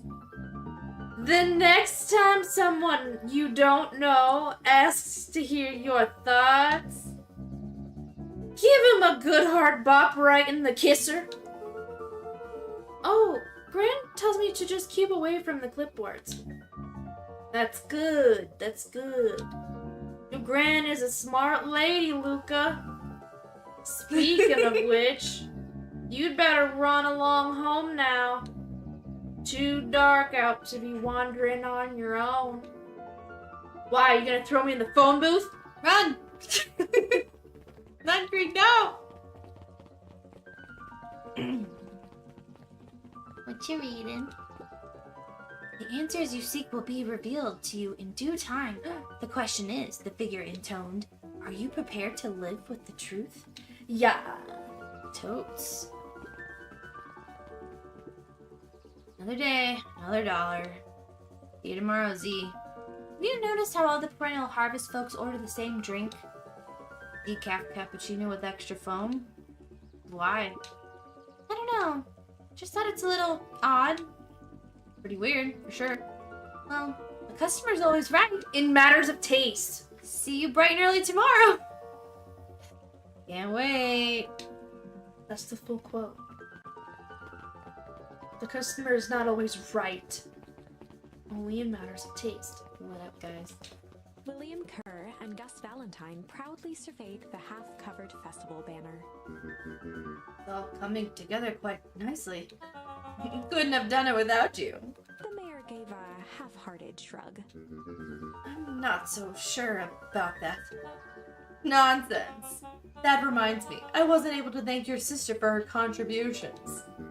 Yes, she's been indisposed of late. She doesn't much like me, does she? Oh, no, that's not it at all. She's just busy. Of course. Regardless, I would be forever grateful if you could pass my thanks on to her. The History Museum adds a real air of import to the whole affair. And we couldn't very well celebrate the story of Beacon Pines without including the Valentines. My father was a great man. You're darn tootin' he was.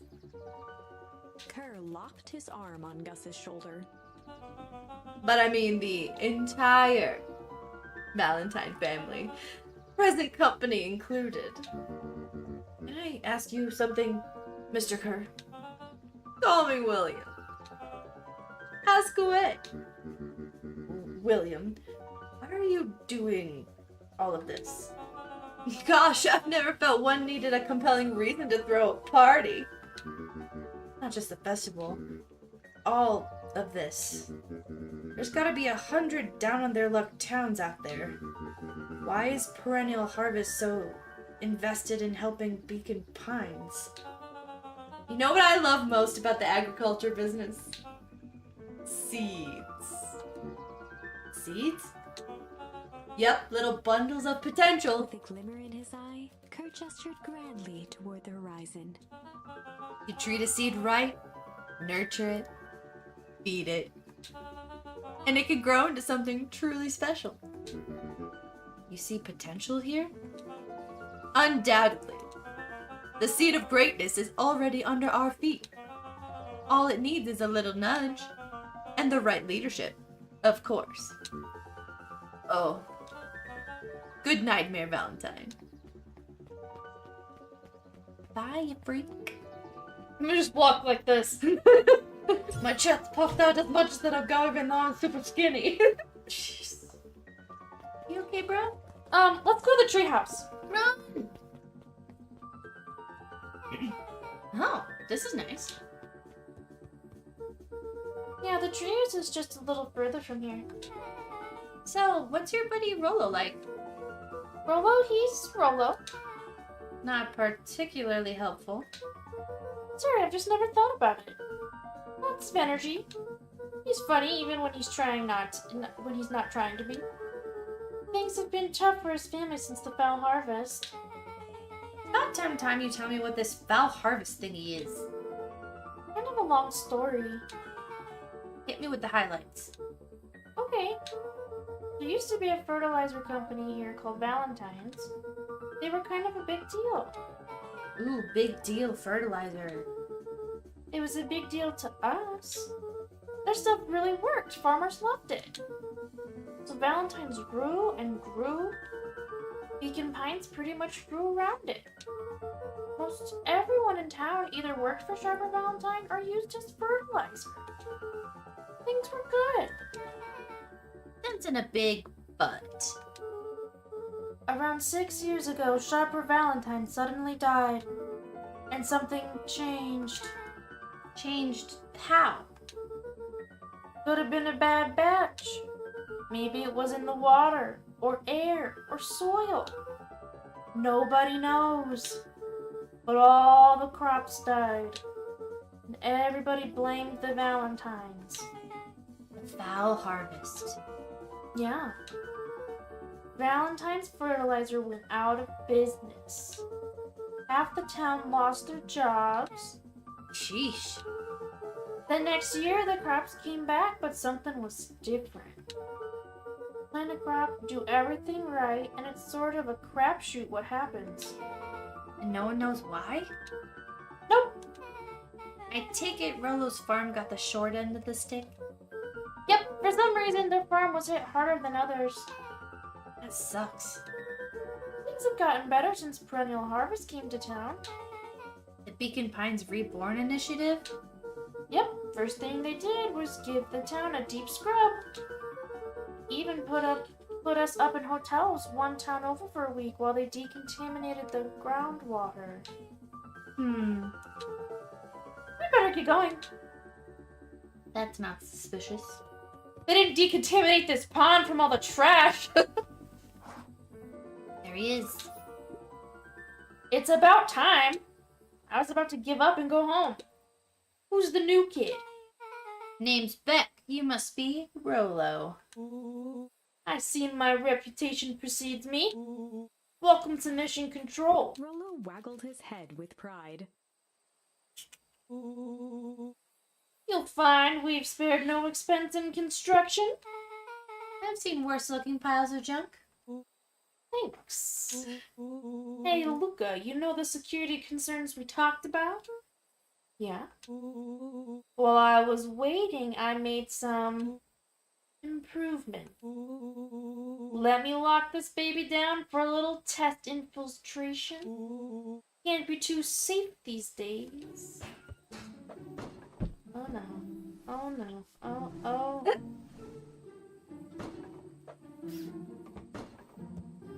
Bro.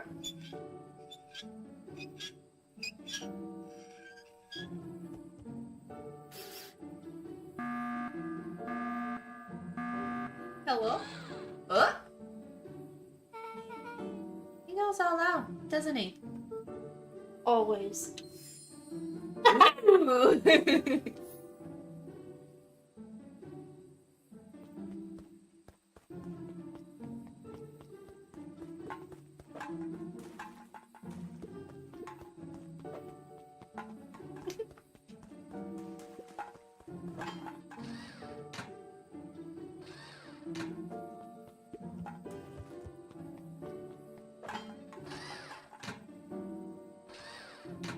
Jesus. Oh, it's moving.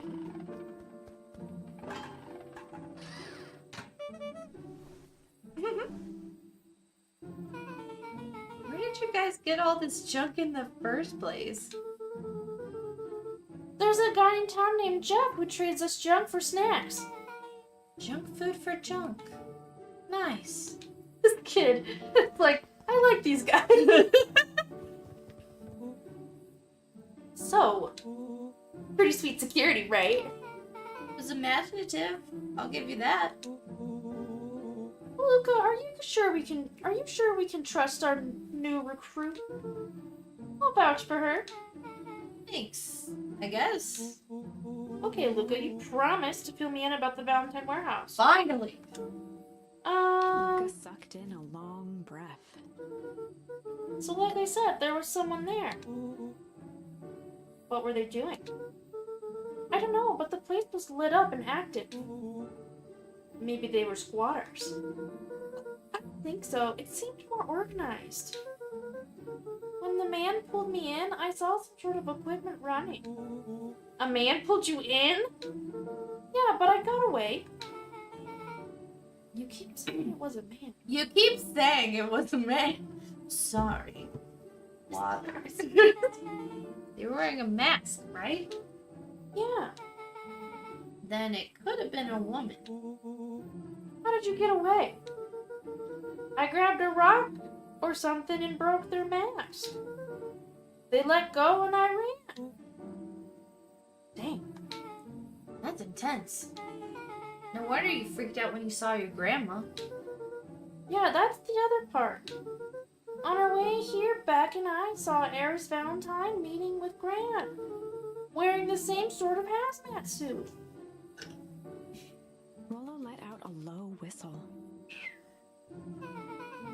They weren't there for idle chit-chat. It was a proper clandestine meetup. So let me get this straight. There's an operation in full swing at the Valentine warehouse where you were almost abducted by a strange man or woman in a protective suit. Then you saw your gran in the same suit talking to Eris Valentine? Pretty much. I'm beginning to think this town is kinda awesome. Rollo and Luca shot back a look. No offense. And so we can logically conclude aliens or alien zombies have infiltrated the town.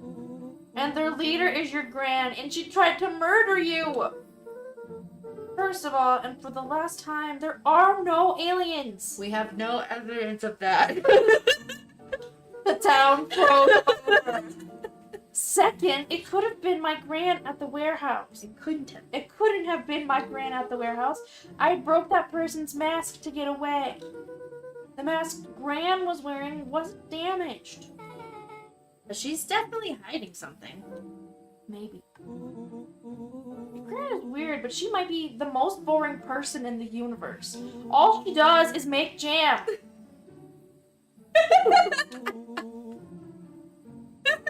What could she possibly have to hide? Drugs. I don't know. We haven't talked much since she moved in. Moved in? Your gran isn't from here? No, she came a few months back to take care of me after his mom went missing. Did you know your gran before? Not really, no. What if she's not even our gran? She just showed up. It's been years since I'd seen her. Luca, don't take this the wrong way. But are we sure your gran is on the up and up? Luca gazed out the window. I'm just saying. Sounds like strange stuff has been happening since she showed up. We could say the same thing about your family. But you're right. Luca, your gran is hiding something. And Pa always says folks only bury stuff worth digging up. We need to investigate your house. If my gran really is hiding something, don't you think I would have noticed by now? That's kind of the whole point of hiding something. I guess you're right. Gran's been leaving the house for hours at a time this week. I'll call you two tomorrow when the coast is cleared. And we can start getting to the bottom of this. I'm always game for a good snoop. Nancy Drew! Snoop! You can count me in. They just left poor little Luca in the Chapter treehouse. 6. Oh. Secret lair. Oh, it's a pun. Summer forged ahead, but the nights only seemed to grow colder. No. Luca walked home slowly under the pale starlight, cautious to avoid any more surprises lurking in the shadows. Reaching home, he slipped quietly into bed, half dreading what they might discover the next day. This was the day that he just stayed in bed all day. Yep. Oh. What time is it? I'm stressed. Anything to look at? Yeah. Get the fuck out of here. Don't knock on my door. No soliciting.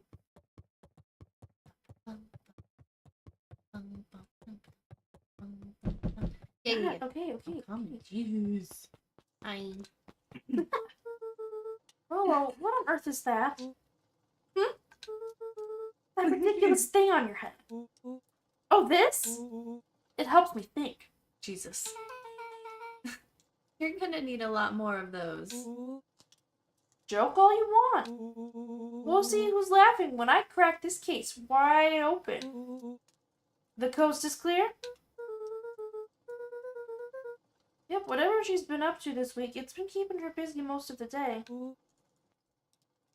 Very well. Very well. The game is afoot.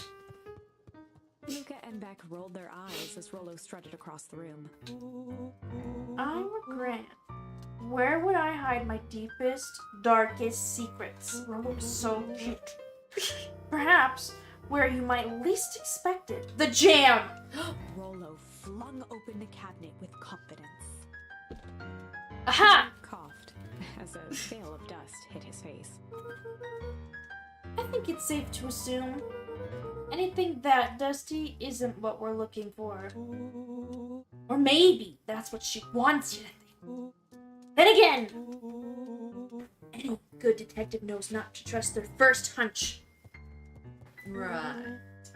First hunches are for suckers.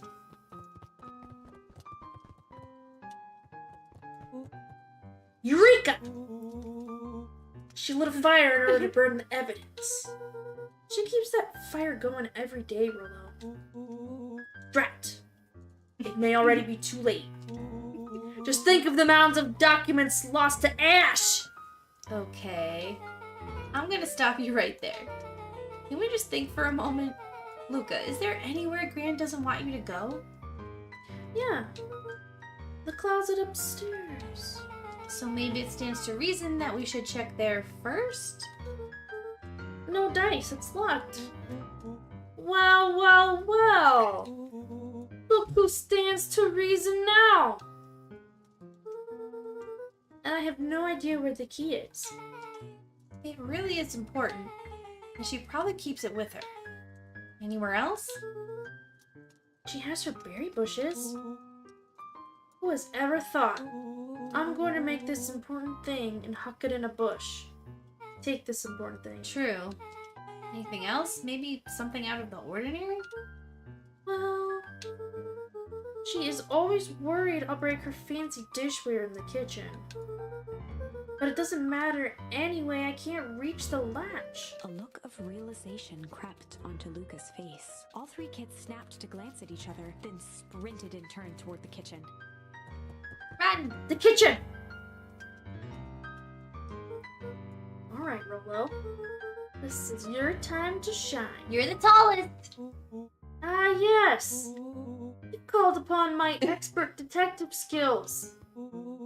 And now I shall proceed with... Before he could finish, Luca scrambled up Rolo's back. Hey, this isn't my idea of detective work! Every squad needs a good lockpick, and every good lockpick needs a sturdy head to sit on. This is beneath my standing! Stop complaining and hold still. Got it! The three crowded around the hutch to peer in. With the glass doors opened, a perfect porcelain display gleamed in front of them. Their eyes searched for anything amiss, but the only distinct feature was its impeccability. Well, that was anticlimactic. Yeah. I don't really know what we were expecting. Like, oh hey, let me just yank on this random teacup As and... Beck pulled on one of the teacups, it slanted forward with a hollow click. The entire hutch began to rustle and slide into its own pattern. No! Seems like your gran has been doing some remodeling. Dude, only two types of people have secret layers. Evil masterminds and superheroes. So, which one do we think she is? We're about to find out. Secret tunnel. Oh. Okay, so more of an unhinged conspiracist vibe? Oh, wow. Yeah, this cannot be good. We need to look around before jumping to conclusions. What if this was our dad's? Dad!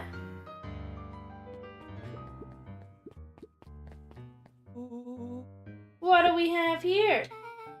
Barrels marked caution, explosive. Oh shit. And jam jars? Explosive jam? I'm gonna keep this basket. That's enough jam to feed the whole town. What kind of incendiary jam is your gran making? Yes. She wouldn't have had me walking around town delivering bombs, right? Only one way to find out. Rollo casually spun open a lid Oh, and dipped God. his finger in the jam. He Huckleberries smacked his lips. and a hint of brown sugar and ink? What? Rollo plunged his hand in the jar, fishing out a soggy slip of paper. Aha! Secret messages. Rollo offered the slimy note to Luca and licked his fingers clean. It's addressed to Mrs. Fratelli. A Grand Jam Gram. It says, last night I used the disguise Airs provided to scout the location. The timing window should be possible. Operation Sparkplug is a go. Aw, man. Are they doing a heist? Whatever it is, it can't be good. So more a bombshell than a bomb, am I right? You're new here, so I'll let it slide. But I'm the bad joke guy around here. Yeesh.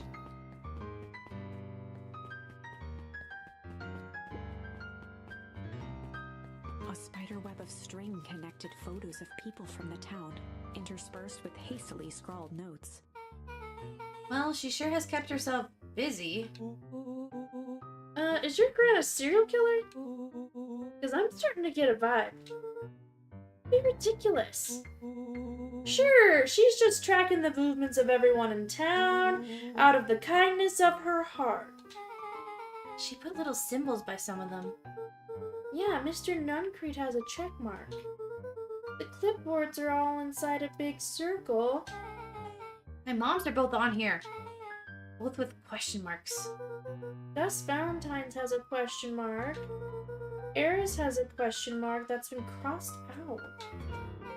Mr. Kerr has a bullseye. The killer has chosen her next victim! We don't know what any of this means. Whatever it means, it's probably not good. Luca jostled each cabinet drawer in turn. Only one was unlocked. He fingered through the filing cabinet, pausing at a bulging folder labeled Walter. For a long moment, he just stared at it. I think that's his dad.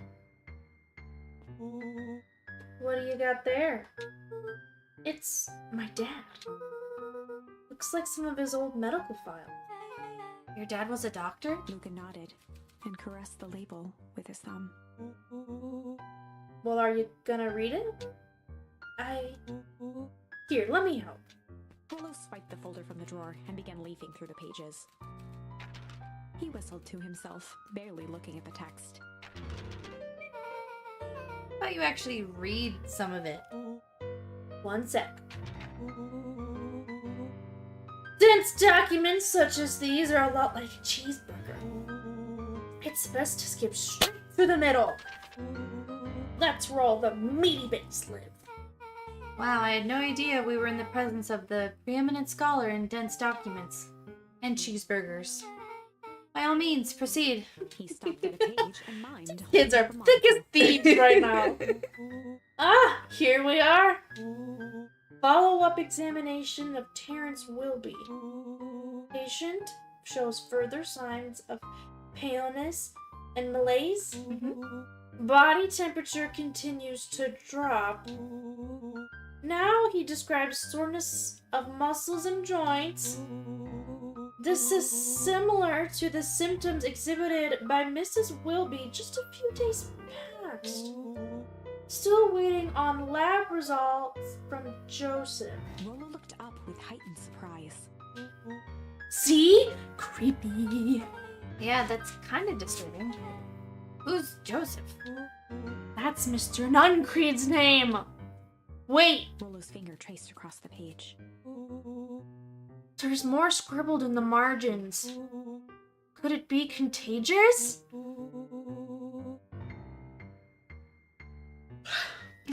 Mr. Wilby claims the tap water at his home has been contaminated. Perhaps environmental? Lab results only raise more questions. It's like he came back to this report later and made those notes. So it might be related to something else? Rollo scanned through several more pages. Here, the writing looks shaky. I just couldn't help her. This disease, or whatever it is, progresses so fast. And with his wife passing, Terrence's condition follows close behind. Exacerbated by the loss. Enough is enough. I need to take matters into my own hands. Luca, staring blankly at the cabinet this whole time, spoke softly. What does it say next? Rollo rustled the folder, trying to loose more pages. That's where it ends. What? There has to be more. Luca frantically shoved the remaining cabinet folders, trying to find another labeled Walter. Luca, I think that's the only one. It's alphabetical, see?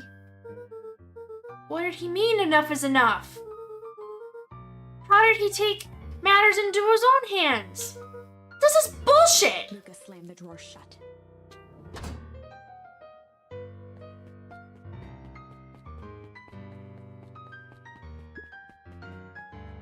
They crowded around a worn-down old map of Beacon Pines. Cool, this looks like a treasure map. Not every old map is a treasure map, Rolo. Yeah, but every treasure map is an old map. Can't fault that logic. Look, there's even a pathway drawn on it. It starts at the entrance to town. And if we follow it, Rollo carefully traced the path with his finger. it leads right to He jabbed down at the end point. town square? That's the fountain in the middle of town. What a weird place to hide treasure. Rollo, that doesn't look like treasure to me. The end of the path on that map has the same symbol as these explosives over here. So it's not hiding treasure? A real bummer. Rolo, what's the thing you've been excited about for the past month? The festival! Gulp. Did you just say gulp?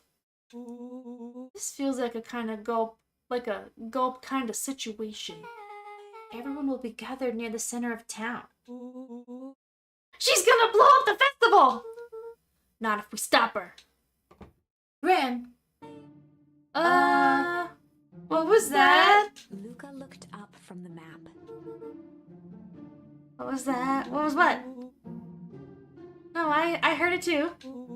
That was the front door. Which means someone just shut the door. Which means someone's upstairs! Shh, quiet! Hit the lights! Beck flicked off the light, and they became statues in the dark. Overhead, creaking floorboards bent under slow, deliberate steps. Did they move the hutch back into place? No. The kids looked up, the tilt of their necks following each footfall. What if it's not Gran? I'm scared. It's gonna be the big sister looking for her brother. It stopped. Without realizing, they'd been holding their breath. All three exhaled shakily and glanced at each other. A muffled male voice broke the No! silence. Hello? Drugs. A final few footsteps reached the entrance above them, and the voice now echoed down the stairs. Anyone down there? The three kids shuffled to the corners without a peep. As he began to descend the stairs, the man's voice punctuated every new step. Thump, Yoo-hoo!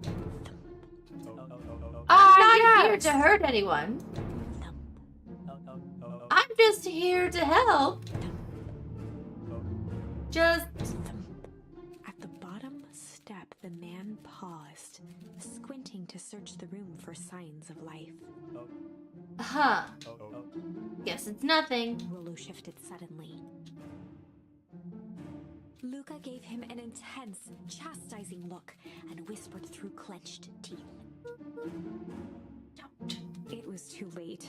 Rollo was already inching toward the stairway. He screeched as he charged toward the shadowy figure. Flaming chicken coop! With all his weight, Rollo tackled the man to the ground. Rolo? Mysterious, creepy man? Anyone there?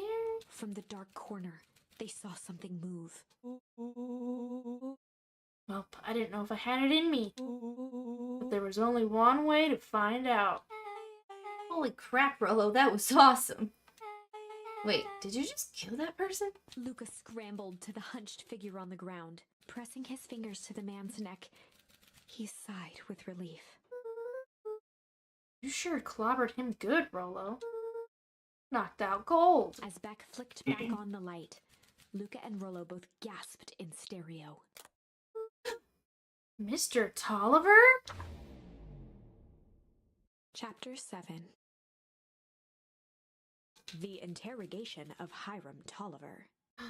Still unconscious, Mr. Tolliver slumped heavily in a shoddy old chair. His hands were bound with rope, his feet tied with some loose string. This is gonna go really well.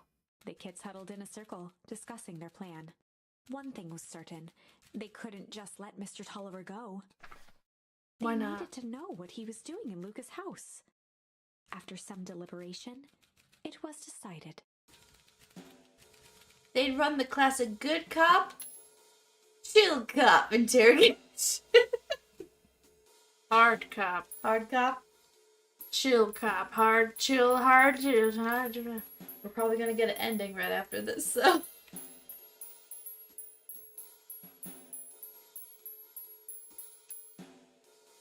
Well, we could always change it later. Chill They'd run cop. the classic good cop, chill cop interrogation. That's a thing. I'll handle this. Just gotta play it cool. Luca walked calmly to the light switch, flicking it off and on a few times. Mr. Tolliver shook his head, gathering his wits. Golly, I sure got my bell rung. He looked over to find Luca, who returned a calming grin. Sorry, Mr. Tolliver. This was all a big mistake. Luca, what's going on here? Why do you have me strapped down? No one's fault, really. Rolo just got a little startled. Rolo's here? Rollo and Beck emerged from hiding to give a timid wave.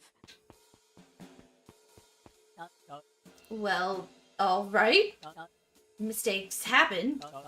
You kids gave old Hiram a good scare. Let's just get me out of these ropes and call it even. Luca glanced over to Rollo and Beck, who replied with skeptical looks.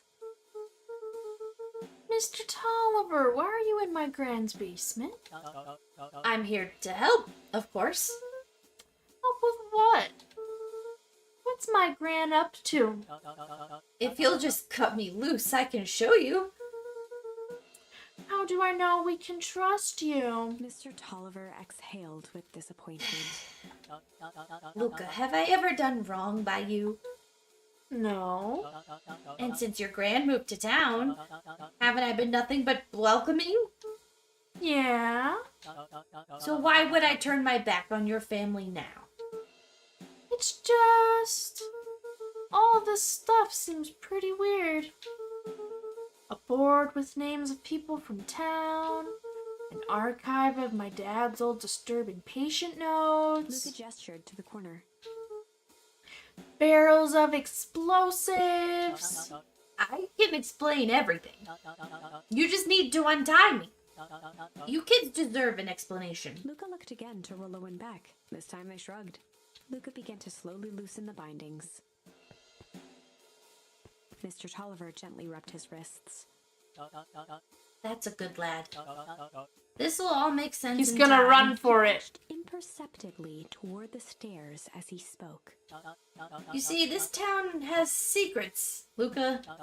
A very dark past indeed. Before the kids had even noticed his movement, Mr. Tolliver was at the light switch. A past that must be brought to Punctuated his final words by flicking the switch and rushing up the stairs. light. Son of a... Darted to the wall and turned back on the lights. It was too late. Rollo confirmed what they all heard. He just locked us down here. Mr. Tolliver's muffled voice came from behind the door.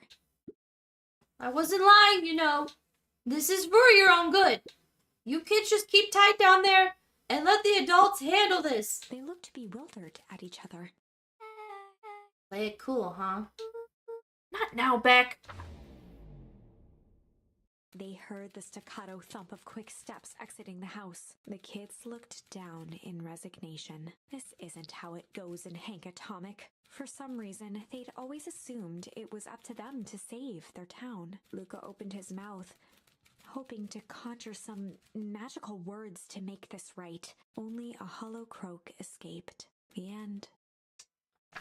Shit, it was hard Oh, cop. We certainly aren't going to find a grand resolution to our tale locked in a basement. Back to the drawing board. Hard cop. You want to keep going? No, we should chill it out now. We should pause. Cliffhanger. So, let's see. What do we got? We did all these. Did all these. Did these. Did these. We got hard cop. And then flight from the clipboards. Hard cop. We're all together now. Next time. Beacon Pines. Oh my goodness. This is getting crazy. This is getting crazy. At least we're all best friends now. No more fighting. I told you, we're friends. It's nice. Mr. Tolliver. Rude. And Nun Creed. We don't like him. We never liked him. No, we didn't. Creepy. Creepy dude. Flirting with our Grant. Grant's just trying to save the town. I think. We'll see. What caused the cold? Chemical thing. But that's so weird. We froze the town over. Well, We were trapped in the treehouse. Well, we'll be back. we'll be back and we'll play the hard cop. Hard cut. Hard cop. We'll get some answers out of this squirrel man. Some answers. Answers. Some answers. All right, we'll be back.